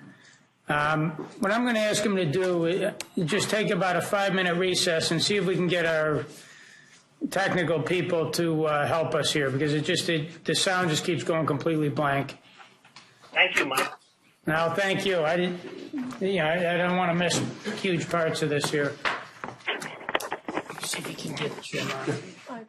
You might have to move away from it with your cell phone. I don't can you guys hear me right now on this mic? I don't know if this one works at all. Yes, we can hear you on that mic. Why don't you hang up the phone so we find out where we hear you from? So that works, and that one definitely works. So we should try to have the people that. One thing will come here. Or if you need for them to. All right. Live meeting. Yes. All right. Let's get started again if we can. I think the one thing I would ask is, as I understand it, I think the audio is not working the way we normally do it, so we're going through the phone instead. And if there's any other noise in the room other than the person speaking, I think it has a tendency to cut away from the speaker that's picking up the person who's talking. So to the extent that you can, when someone's speaking, we can just try and make sure that we don't have any other noise in the room. That may help. And I apologize for the inconvenience here. So I don't know, Marvin, if you want to pick up where you left off with regard to your question. Thank you. And again, I apologize for the interruption. Okay. Can you hear me? Yes. I'm not quite sure where we left off. I think I was asking you about the SOPs, protocols that were in place that depended largely on the human factor, right? Am I correct? At the point that this happened, it's the date of this incident, what had been the training that had been given, and concisely, what had been the training given to people about this specific problem of don't input X because it doesn't meet the criteria? What should you as an analyst watch out for? What had been done and how had it been done? A training program that's to how to correctly use the tool. We have a standard operating procedure that indicates how to properly use it. And based on did have information with the SOP, but after this, enhanced that, bolded, underlined, and took it out to indicate for the analyst so it's easier for them that.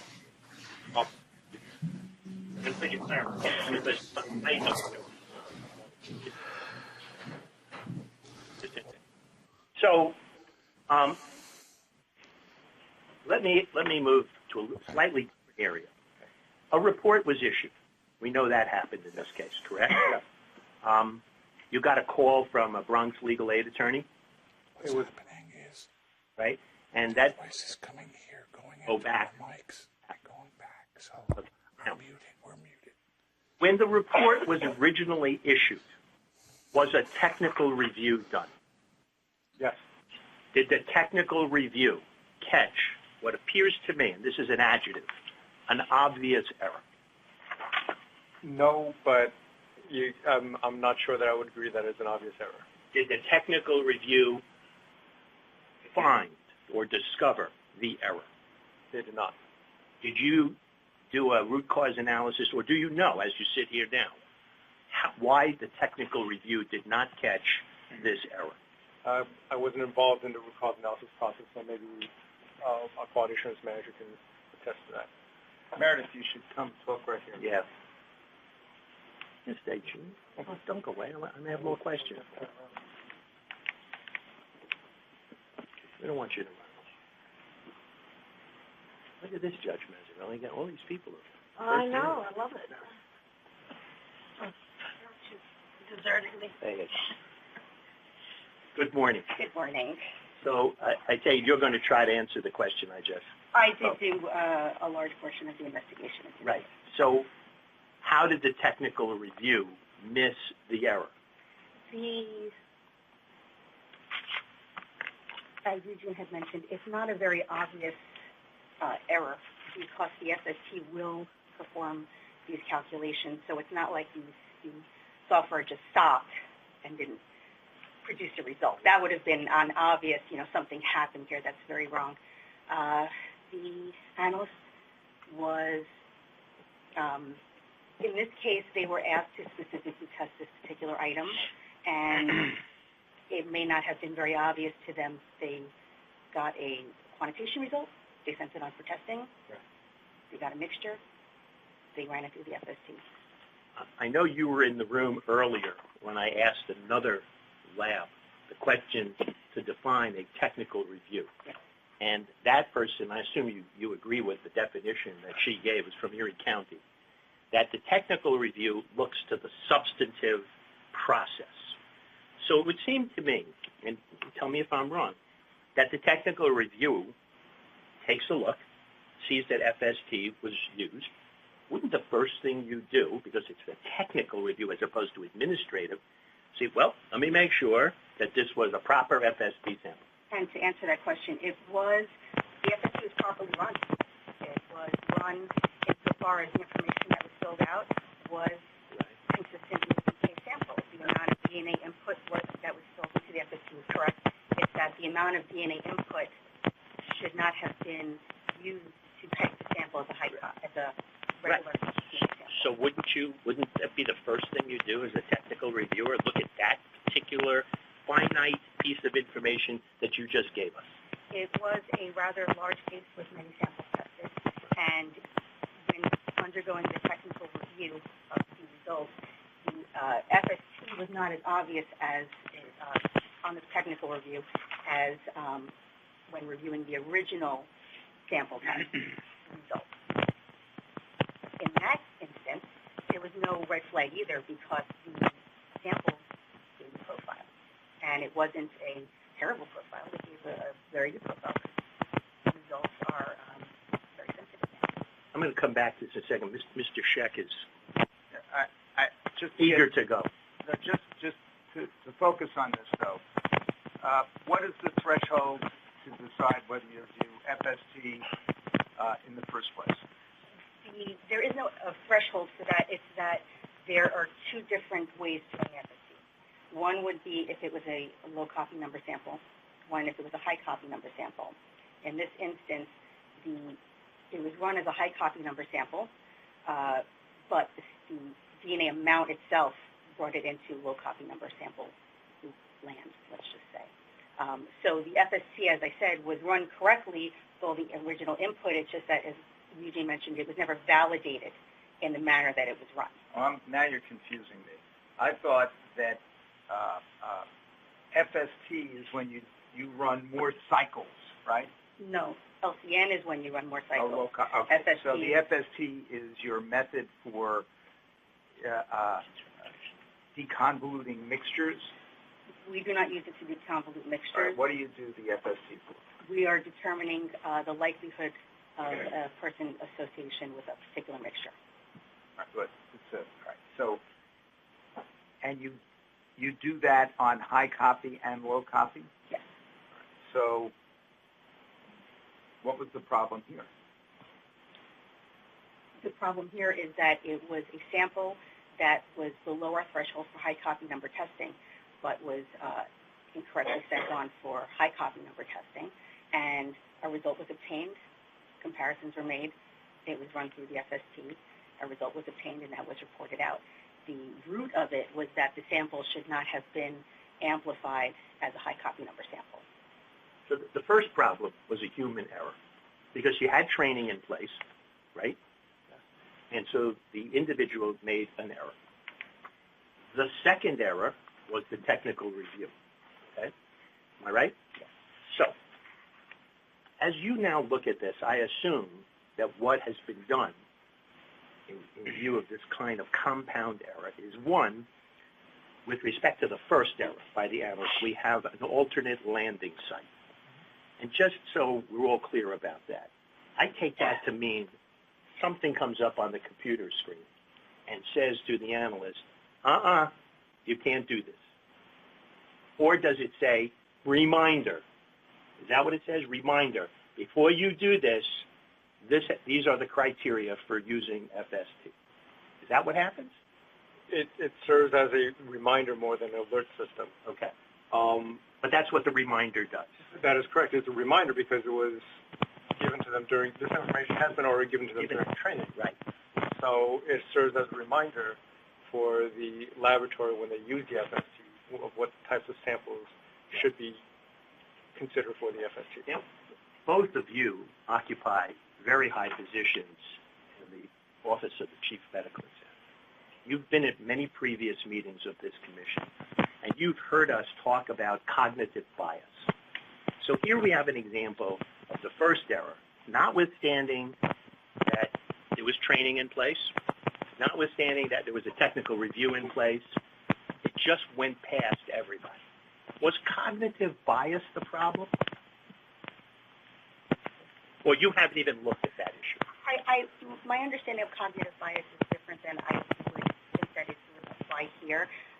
The analysts are trained to evaluate the amount of DNA that's in a sample and determine whether the sample cannot go on for further testing and in which manner it will go on for further testing. In this instance, the very root of it was that the analyst agreed that the sample could go on for further testing, but the manner in which it went on for testing was not correct. It went high copy instead of low copy. So that, I don't think cognitive bias necessarily applies to incorrectly choosing which route of DNA testing a sample will take.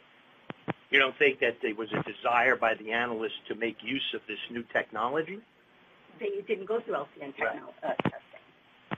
So therefore, that's not the problem. And they wouldn't know whether it was going to be used in FST later on Or either, not. because you don't know what the results are going to be. So I don't think that cognitive bias applies here. Now, I want to go back to something that's in the report I'm still referring to 15-013. There's a reference made to a Bronx legal aid attorney calling in and wanted to know if you had used FST, right? Wanted to know if we had used LCN. LCN. So here's my question. When the report was issued and you looked at the face of the report, does it indicate what you're doing, LCN? Absolutely. Right. And if you had used FST, would that have been on the face of the report? Absolutely. Clearly delineated, so everybody could see it. So when the Bronx legal aid attorney called in, they had a report, but didn't say anything about FST. No, it said that FST had been used. Right. They were questioning whether that sample that the FST had been run on was an LCN sample because based on the amount of DNA input that's clearly listed on the FST page. It should. It should have been tested as an LCN sample Right. or not tested as a high copy sample. That's what caught the eye of the attorney.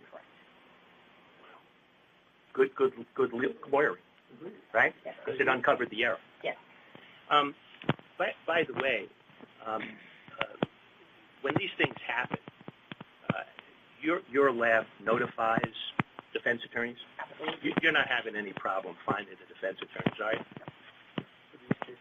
Okay. And just to be clear about the nature of this error, though, so the legal aid lawyer's client was excluded as a contributor to the semen sample. Correct. The FST that was actually run was for a comparison of the alleged victim and their consensual partner. May I just ask you, I'm assuming you also notified the prosecutor. Oh, yes. But the significance of this is that the new result said that it was inconclusive as to whether the consensual partner of the victim was actually a contributor to the sample, correct? The sample itself was deemed inconclusive. No comparisons could be made to it because it yielded a mixture. The only way that we could make comparisons to it is to run the FST, and we cannot run the FST under those conditions. So even the exclusion now was no longer a result that you stood by? Well, the sample cannot be compared to based on the way that it was tested. So did you?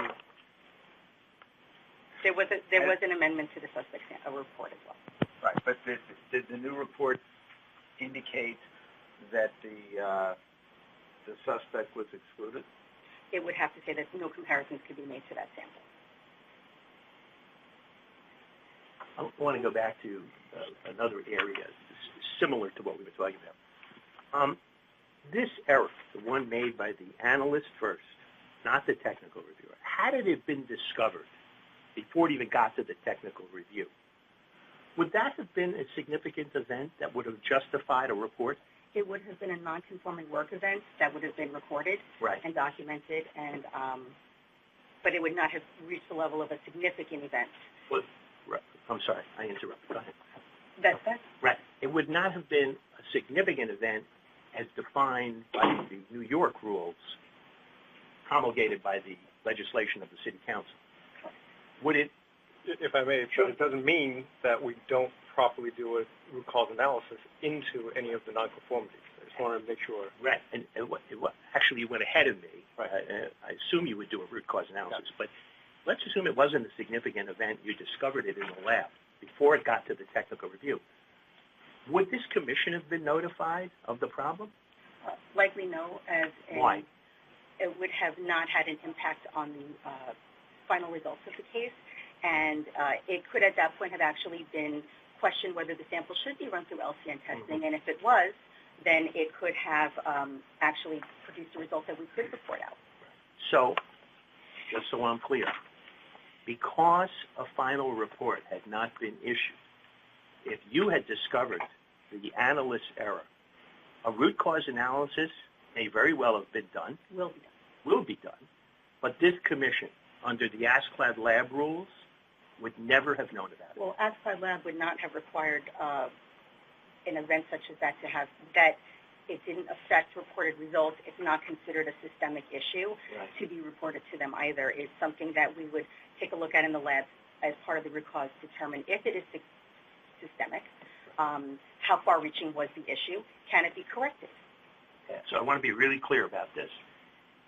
As you understand the ASCLD lab rules, which is your accrediting body through this commission, if you had discovered the error, it would not have been one that required, under your interpretation of the ASCLD lab rules, a report to ASCLD lab and or to this commission, correct? I wouldn't say it's under my interpretation. I would say based on how it reads. How it reads. One last area, and then I'll stop. There was a reference somewhere in this report. Again, we're still on 15-013, to a deviation procedure, right, where it causes a meeting between the case analyst the supervisor, and the technical team leader, right? Yes. Right. Did that occur in this case? In this case, it did not, because it was not a conscious decision how the sample for the sample to be set in a manner it should not have been. If it was a conscious decision for whatever reason, then the technical leader would have been consulted. Okay. This deviation procedure that you have at OCME, is it in a protocol or in an SOP? It is now, yes. It is now. As of when? November of 2015? You don't have to give it to me right now. It's stated in the corrective action. Right. So the deviation procedure, now that it's in the requirements, in writing, when it occurs, does it generate a report? And what is that report called? It's a limb deviation report. LIMS deviation report. And just so there's no secrecy involved, you know why I'm asking this, right? Because people who are not familiar with this, which is many in the defense bar, many prosecutors, and almost, I would think, the entire judiciary has never heard of a LIMS deviation report. I'll stake the ranch on that. So the question I have is, if I am a defense attorney or I'm a prosecutor, and I send to your lab or I call you and say, in this case, was there a LIMS deviation report? That would be the correct terminology. Correct? Yes. And where is this LIMS deviation report kept in the laboratory? If there's a deviation on anything, it will go in relation to a particular case. It will go in that case file or case files. The case file? Yes. Okay, so if we go out and do CLEs for the public, DAs, prosecutors, judges, we would be correct in saying one of the things you should look at in a case file, in a forensic case involving DNA sampling, possible FST, is something called the LIMS deviation report. Would that be correct? I have nothing further. Thank you. On this report. Just on this report. Do you have anything else for the OCME with regard to forensic biology? I do. May I proceed? Please. The only thing I'd ask, I got your point a long time before you got to the end there. We've got a lot on the agenda. I'd like to make sure we finish in time. If there's any way that we could do this a little more concisely, it would be appreciated. I'll do the best I can. I have just one simple question here. Did you go back and try to determine whether this mistake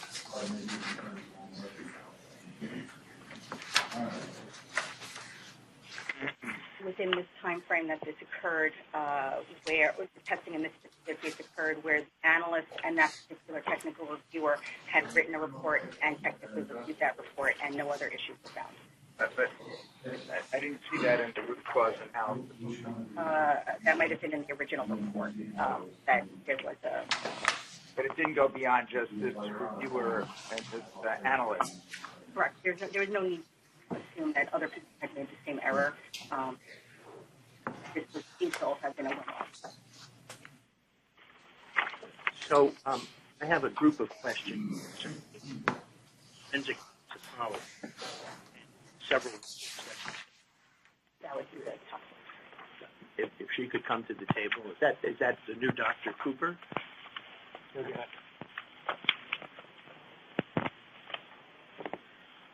Doctor?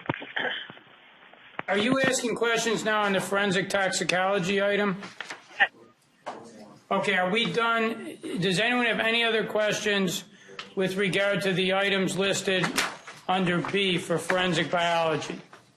All right, if there are no others, then we'll move on to item C, which is the New York City OCME forensic toxicology disclosure.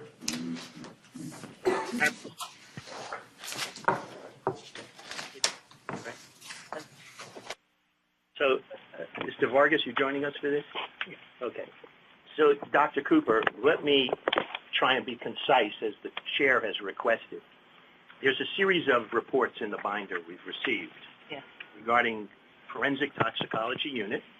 They're listed as 1504, 1503,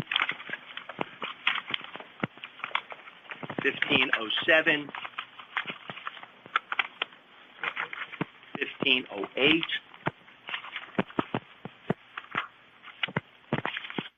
That's it. Okay?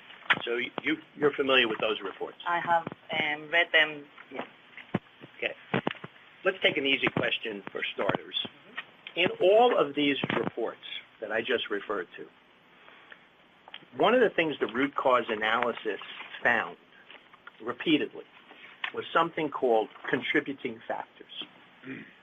And specifically it says, the errors may have occurred because of contributing factors that influence the likelihood of error to occur, but are not root causes in and of themselves. These contributing factors include distractions in the laboratory, staff feeling pressure to process cases, and supervisors having too many responsibilities. Have I read that correctly? I understand it. Okay. What's going on? Okay. Well, we have all these reports. This happens repeatedly. Yeah. So what's happening in the forensic toxicology So section? I can talk, obviously, from my experience having arrived here 6.5 weeks ago. Well, then you know everything. I know everything. So I have been spending the last 6.5 weeks familiarising myself with the procedures, with the equipment, with the staff, with their competencies, doing a real review, and that is ongoing because 6.5 weeks is not enough time to do a thorough review. And yes, I can see that there are clear examples of what I have seen in previous laboratories, previous experience where staff have large casework load, and the resources have not been evenly distributed. Some staff are under immense pressure to do multiple tasks that should have been delegated. So there are areas where I can see immediately that are very simple and will be very effective improvements. And I have already started to put these in place. So I think we all understand the term of, we are human and therefore we err. And if individuals are given far too much to process in a day and feel under pressure, then there is a higher risk of mistakes occurring. And, part of my job is to look and see where those very, very simple improvements I may add can be made to prevent error. I take it from your statement that the answer is not that we need to hire more people. We would love to have more people, of course, because there is never enough time in the day to do the job. Right. I do believe that we have one person, one post that's in recruitment just now. And until I have a better feel for exactly what can be changed to improve the efficiency, I can't really give you a number and say we're absolutely at the correct resource level. If you can, given the short time you've been here, can you opine on how you would deal with the simple issue of distraction? So here's what I'm after. I'm a reviewer, such as in 15003, okay? And what I'm supposed to be doing is review. I have discretion to review the process data or not. Once the second review procedure has been revised, all staff must be informed regarding the change in the procedure. So if I am in your lab, and it's my responsibility to do this review, can't I tell everybody, including my supervisors, which is what we do, by the way, in law offices, I'm closing my door. The secretary is not to put through any calls because what I'm about to do really requires intense concentration. Absolutely. And even more so in the work you do. I might miss a line in a case, but that's correctable, right? But here, this is very precise work. So why is it that this simple thing has not been happening? It seems like that's how you would run your lab. It's a time management issue. Yes. And there are very simple solutions to make sure that staff are assigned time to do certain tasks that are highly important. And really, the difficulty is all of what we do is highly important. Right. At every step of the way, there is possible situations where error can occur. Right. And distraction is something that's easily rectified. And, a simple solution which we've already started to put in place is to designate a room where the staff will report casework. That's where they will go to, and there's no phones there, where they will go to review the raw data, where they will decide what the test results are, and then it will be passed to a supervisor to be approved. Now, when somebody goes to the room and does this, and you said it's a time management problem, do they have a certain amount of time to do such a review, or do they just use their best discretion? For example, we all have different capabilities. You might take 10 minutes to review it. It might take me a half an hour. Mr. Chef, who knows? So tell me, is that part of the process once you go to the room? I guess, that's a difficult question to answer without knowing the competency of the staff. It's part of the training process. You assess that individual's ability to complete a task and how long it takes them compared to someone else. Right. And of course, the work that is given to them on a given day may take 10 minutes or may take 2 hours. It very much depends on what task they are completing. Again, let me ask you a series of questions that involve all of the reports I referred to at the very beginning. One thing that keeps cropping up is the lab's reliance on the discretion and experience of its individuals. And for example, in 15-003, one of the things you recommend is that the discretion stop, that we eliminate this discretion. Now, I've had enough experience working in law offices and in post offices and in endless jobs where people have discretion, and then they're told, you have no discretion. This is the way we're going to do it. Walmart works that way. Okay? My question to you is, if you start eliminating the discretion of an individual who previously had discretion all the way along, don't you run into resistance problems? And how do you account for that? Well, that is just your skill as a manager. Hang on, before you answer the question, we got to put this in a little context here. All of these root cause analysis reports were previously provided to the commission and were brought up at prior commission meetings and were subject to discussion at prior commission meetings. The only thing new here, and the only reason this is on the agenda today, is because there's a letter from ABFT telling the commission that they've closed all of these things out and making one recommendation with regard to RCA 15.008. So, well, in a ideal world where we have time to sit around and discuss these things meeting after meeting, this would be wonderful. These things that you're bringing up again are things that have already been covered. And really the only thing we're dealing with here is ABFT saying we've reviewed everything, we've closed it out, and we've got one recommendation we think you ought to do with regard to RCA 15.8. So if you can answer this question quickly, fine, and then after that, I'd ask that you focus on the reason why this is on the agenda today. Or we're never going to finish here.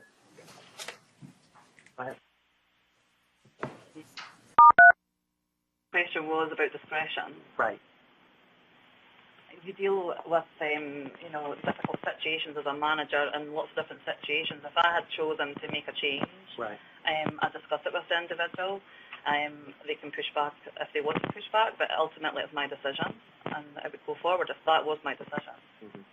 These changes that are suggested by ABFT and that are found in these root cause analysis that you're starting to implement, can you give us an approximate date when you think you'll have implemented all of these changes? Okay, so just to clarify, I'm not implementing any changes in particular that ABFT have identified. I'm implementing changes that I feel need to be completed in the laboratory. Right.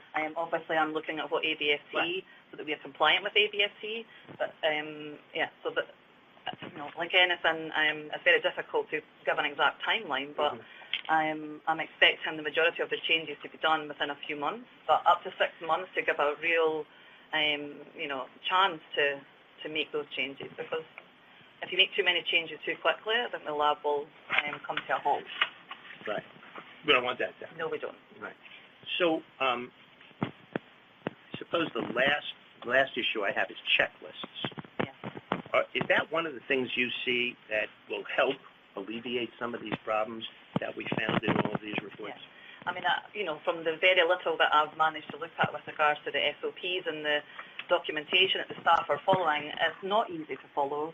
There are much simpler ways to record the data in a way that's easy for everyone at every stage to review, and not to miss things, and not to read someone's handwriting, or it's quite incredible there hasn't been more mistakes or errors made, because the system that's in place just now is very convoluted. So a very simple change to some of the documentation will rectify all of this. And I'm not saying there's 100%, there'll be never any other mistakes, because we're human, but we can certainly make it easier for everyone. Yes, absolutely. That's it for me. I guess the question that I'd like to pose to you, but it's unfair to ask you, because you've been here, 6.5 weeks? Yeah. Yeah. What, Mike, I guess what we got back from ABFT was some correspondence about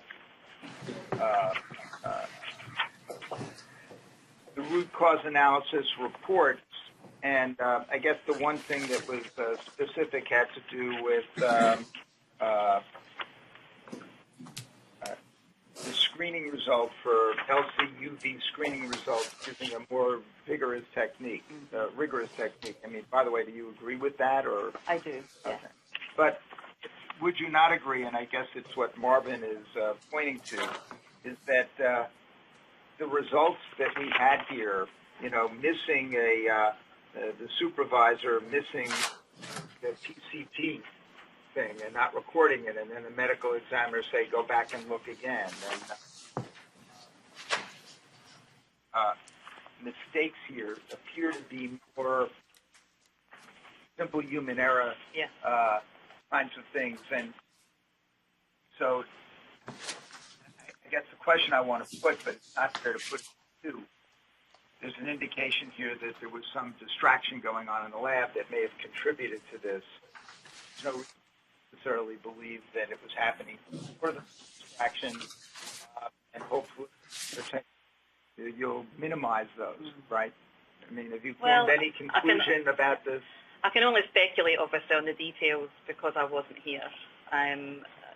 Really, as an experienced laboratory director, I understand that these kind of things can happen, and I have experience of putting things in place that avoid those things happening. So that's all I can contribute to the discussion. Thank you. Thank you very much. The next item on the agenda is the New York State Police Crime Laboratory. It's 7D, and there's a series of disclosures. Does anyone have any questions for the State Police Lab with regard to these disclosures? I have some.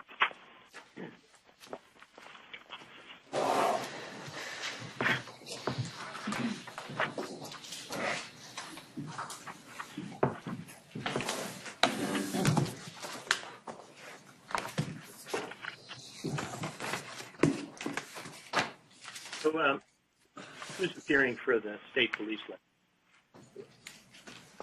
Ray Wickenheiser, Director of New York State Police Lab.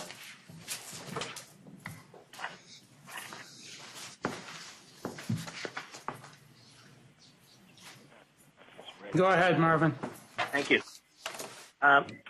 Wickenheiser, with respect to the February 25th, 2016 letter addressed to Pam Bordner of Askeladd Lab, this involved a DNA contamination. Do you have the letter? I'll have to look through my materials if you just give me a moment. Sure. Last page.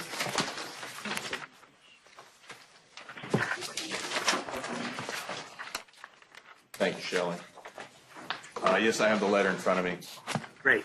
So my first question is, in this case of contamination that was found, had a report been issued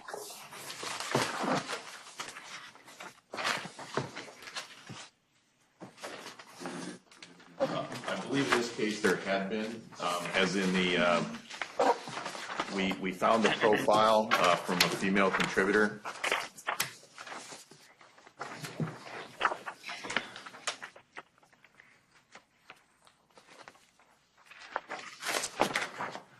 We found a profile from a female contributor that had been entered into CODIS, and subsequently we found that profile actually belonged to a staff member, not a member of the DNA section, at which point we issued a corrected, amended report, notified the contributing agency, and instigated a root cause analysis.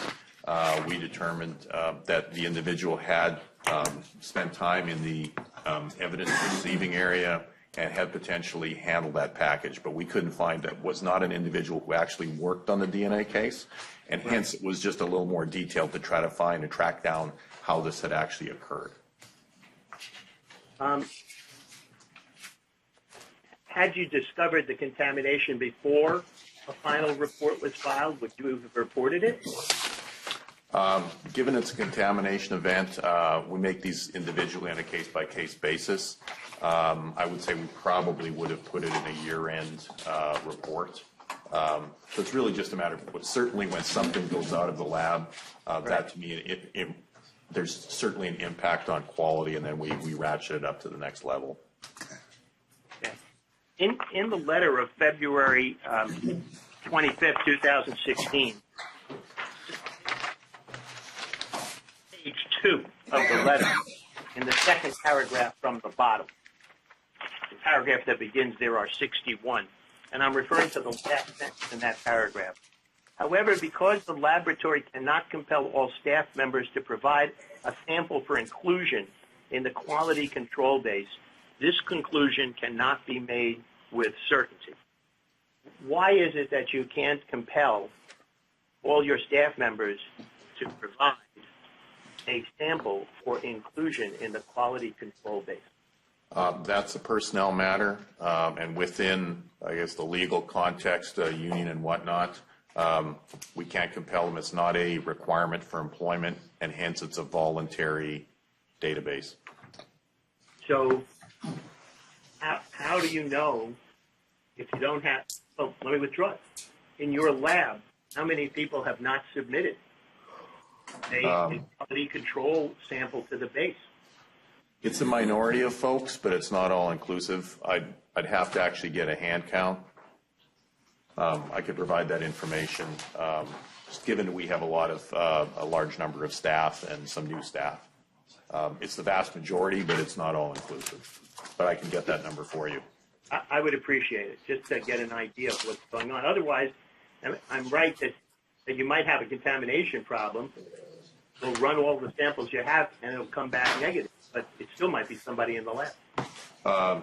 And hence why we're reporting that, because it's not all inclusive. We feel it's an isolated event because we have most of the people in there. We absolutely do our best to try to corner any and track down any contamination, but because it's not all inclusive, we're just being upfront and saying we just can't close the loop on every single case. Thank you. Could I ask a question here for all the lab directors and DNA laboratories? How can it be that you don't have people who handle evidence as part of a quality assurance check for contamination? I mean, why isn't that, to be blunt about it, a condition of employment? I don't get it. I don't know how you can ask a question of all lab directors. I think, right now we're dealing with the state police. I understand. Ray has told us quite forthrightly that because of union rules, or if I get it correctly, you can't compel people to do this. It's not a condition of employment. I'm actually quite surprised by that, to be honest with you, because I do not understand how you can be working in a DNA laboratory, as is self-evident from what happened here, where somebody merely touches a sample without a glove on, right, or something to presume that's what happened. Is that correct, Ray? Yeah, that's the best we can do. Just given that we've backtracked the sample, we just can't get to exactly rule out everything just because the person wasn't actually actively working on that case, but they did handle the outside packaging. So we know that this is incredibly sensitive, and this can have dramatic effects on any DNA result. In other words, you'll wind up with male or female DNA in a sample that can't be identified, and it's really somebody from the laboratory. But that will throw off a whole investigation. People won't be arrested who should be arrested. People who shouldn't be charged get charged. I can cite you chapter and verse of cases where this has actually happened. I don't understand how it can be that people working in the laboratory, it's got to be a condition of employment, Mike, that people's samples be in there so you know immediately if you have a hit to somebody in your laboratory. If we don't have it, we should get a survey of all the laboratories to make sure that we have their samples in the database. That's got to be a condition of employment, to be honest with you. So are you asking that we reach out to the lab directors and ask them to provide us information on whether or not their individual labs have samples from every employee in the lab? Absolutely, to run as a quality assurance check. They shouldn't be in the database, and to the extent that they can't do this in the state police lab, I think that we should make inquiry and find a way to correct that, because it's an unacceptable situation. I'm not prejudging people who, for own privacy reasons, on principle, object to it. That's fine, but you shouldn't be working in a DNA laboratory if you're not going to give your samples, because it doesn't get any more serious than this. I can tell you about, How do you propose that we as a commission go about accomplishing that? I think we should do an immediate survey of every DNA laboratory. We will reach out. We'll do that, but I'm saying you're saying we should somehow change the state police situation. I'm curious as to how you propose we do that.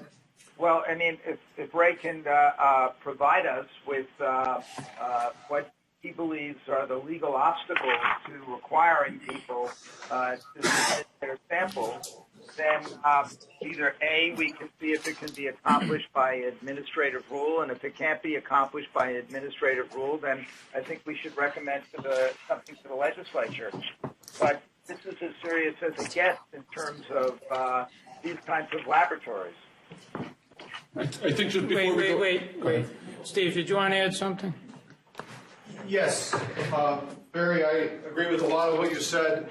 I don't have it right in front of me, but I believe it is Section 296 of the executive law. It's a genetic privacy law, and it prohibits that. Separate and distinct from that, we've got 8 different collective bargaining agreements that get in the way.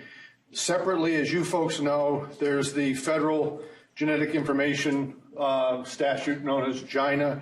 That specifically carves out an exception. It's got all these protections for genetic rights except for staff databases. So one legislative idea might be to go to the legislature and say, this is in the public interest. When you created 296, and I'm pretty sure that that's the number, I'm not sure of the subsection, you never considered this possibility.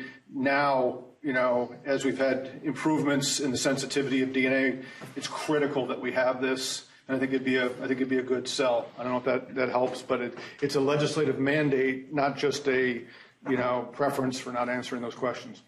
It's Section 296 of which statute? Executive law. Thank you. And Mike, I feel like an idiot about this, because I've been operating on the assumption that every DNA laboratory, and it's not something new, these techniques have been extraordinarily sensitive.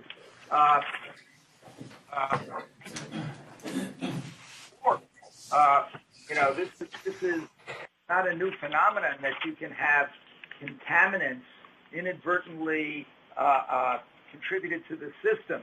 And you've got to know, it should be a standard check that you've eliminated all lab personnel when you have a DNA profile in an evidence sample that can't be attributed to anybody in the case. And if it turns out, and this has to be retroactive, by the way. we have to go back and, to the extent we can, get samples from people in the labs, because there's probably a whole series of reports out there where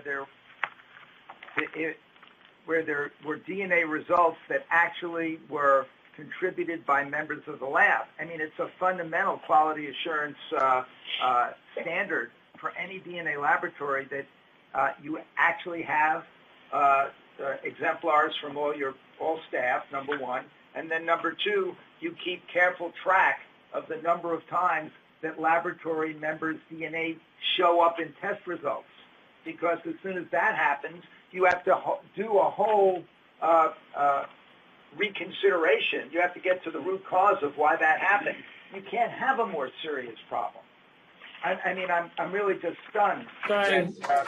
If by we you mean the commission, then no, I don't think we will be getting DNA samples from anybody. But what we will do to start with is we will survey the lab directors in all of the labs, and we'll report back to the commission for the next meeting what the status is with regard to all of the labs that do DNA testing. I just have one concern about that, because I think when we look at it, we can do these surveys, but law enforcement is under no similar obligation, and they're the ones that collect the sample. There's collective bargaining agreements, there's civil service law, there's lots of things that prevent what seems like common sense from occurring. And I think there's other fail-safes that are there. If there's a profile that's found on a particular case, that profile, if there's a person that's a serial contaminator, will link through CODIS. We will see that. And you can also start walking back the cat and seeing if the cases could have no way been connected to each other, then they start looking for these type of events. So I guess I'm just concerned about the mandate to go searching for this, when in fact the pool of law enforcement officers that are touching samples is probably in excess of 100,000. We are going to check for the next meeting with the labs that do DNA testing and find out how many of them have a requirement that everyone in the lab give a sample. We'll report back, and then we can decide where, if anywhere, we want to go from there at that point. If I could just further to answering the specific question that Commission Member Schechter raised, and that's just regarding how many people were not sampled.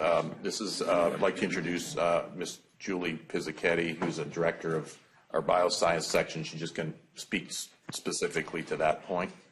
Just for clarification, every staff member within the biological science section does have a profile in our anonymous local quality control database. We have made a concerted effort to request voluntary samples, particularly from staff members who would handle evidence prior to DNA, including evidence receiving and, for example, our latent prints section. But we have to comply with our current restrictions in terms of obtaining those samples. We have provided education in terms of why we're requesting the samples. Since this particular quality event, we've instituted additional quality control measures within the biological science section. The possibility that since this individual worked in the evidence receiving section, there may have been DNA on the outside of the packaging. Just to make it clear, the evidence technicians never handle the actual item of evidence. They're handling an outer packaging of the evidence.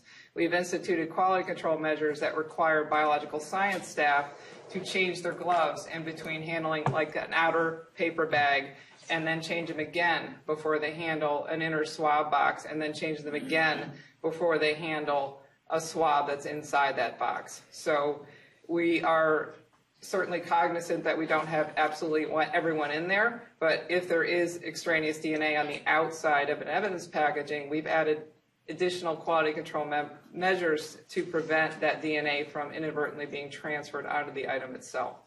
So, Dr. Picchetti, what would be your recommendation as to the question that should be asked of other labs? I mean, obviously, it's not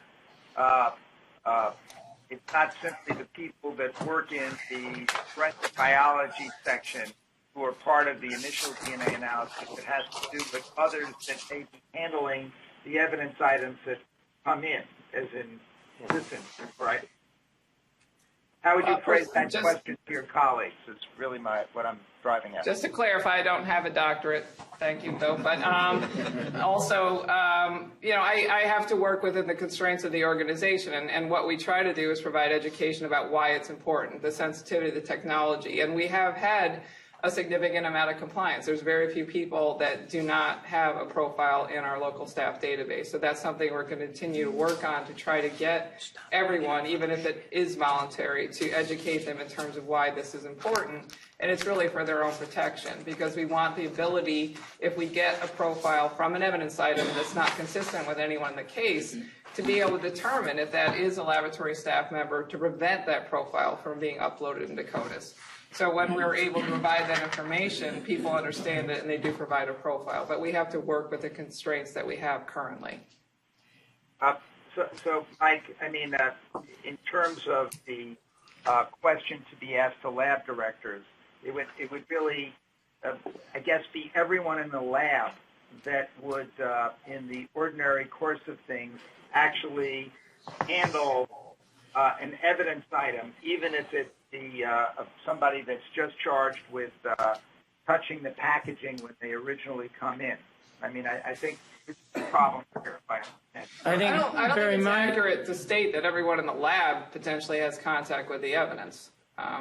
We have a lab with multiple sections, so this has to be focused in terms of who potentially could deposit extraneous DNA on an evidence item, and that's what we're focusing on now. I think we would be better off as a starting point just to ask the labs what, if any, policy and practice they have in this regard.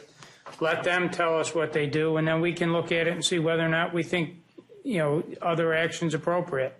Rather than trying to figure out, what specific piece of this and that, put it back to the labs and just say, tell us what your policy and practice is with regard to, whether or not you get and maintain DNA samples from your employees. And, then we'll find out. But just let's be clear, though, because the question should embrace everyone at the lab. That, it's not just the people working in the DNA unit, but everyone at the lab. No, I didn't say people in the DNA. I said, let's just ask them what their policy is. And then we can look at them and see if we think there's an issue or not. So we will attempt to get that information from all of the labs that do DNA work in the state for the next meeting. And then we can review it and decide what, if anything, we want to do with it. Can I just make a friendly amendment to that? And I think we should ask them if they've ever had an instance where they had a contaminant in a DNA result by a member of the lab. And if so, how many? Yeah, and frankly, I don't see any basis for doing that. I think as a starting point, we'll find out how many labs, you should find out what the lab's policy is in this regard, and then we can decide where we want to go from there.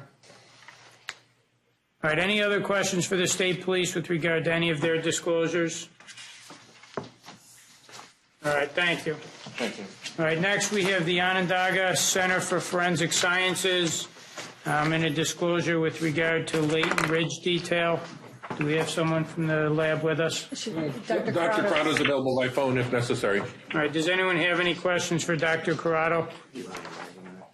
All right, next we have the Suffolk County Crime Lab, and there's two disclosures from the Suffolk County Crime Lab. Anyone have any questions for Suffolk County with regard to the disclosures? All right. The next we have the Westchester County Department of Public Safety Crime Laboratory, and there's one disclosure there. Does anyone have any questions for Westchester County with regard to that disclosure?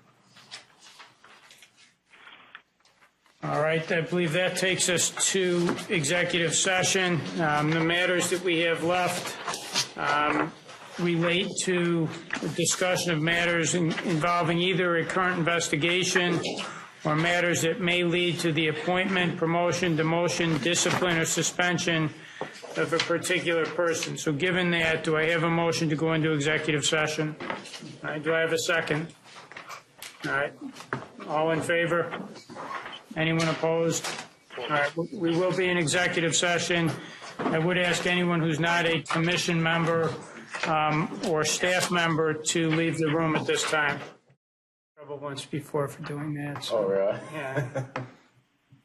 We're just waiting for the live meeting thing to go back on so I can adjourn. Yeah, just one thing, Mike. I don't know if you need to put it on the record. I hesitated to say anything before we went into executive session. We're back live? Wait a minute. Yeah. Okay. I hesitated. I didn't want to raise it so that we can get into executive session. I'm going to move to adjourn in a second. I just was wondering whether the Hang on a minute, Barry. There's a problem with the meeting. Can't do it. We're not trying to cut you off. It's just our AV folks keep yelling at me to wait.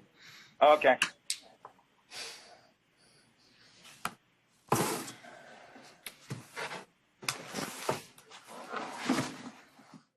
And then you can go. Okay. All right, we're all set.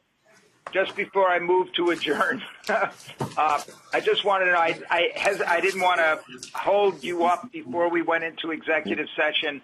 I just want to note for the record and everybody's thinking that I think it's right that the latent print examiner that was the subject of the Onondaga County situation where the examiner was found to have been missing sections of prints, ridge detail, and I think that person, they indicated, was no longer working at the lab. I think that's right. I'm not sure. But if that is indeed the case, it raises the same issue that Marvin identified before, because, sometimes there are people that are just bad at this. We know that from a lot of these ETL drawer cognitive science studies of latent print examiners, or for whatever reason. So if you're just bad at identifying ridge detail, you shouldn't be doing this. And other labs should know about it. So I know that we were thinking about corrective actions generally. I just wanted to note that for the record. Okay, thank you. I move to adjourn. All right. I'll second that motion. All in favor? All right. Our next meeting is June 17th, and the main site will be in Manhattan. Thank you, everyone. Appreciate everyone's time.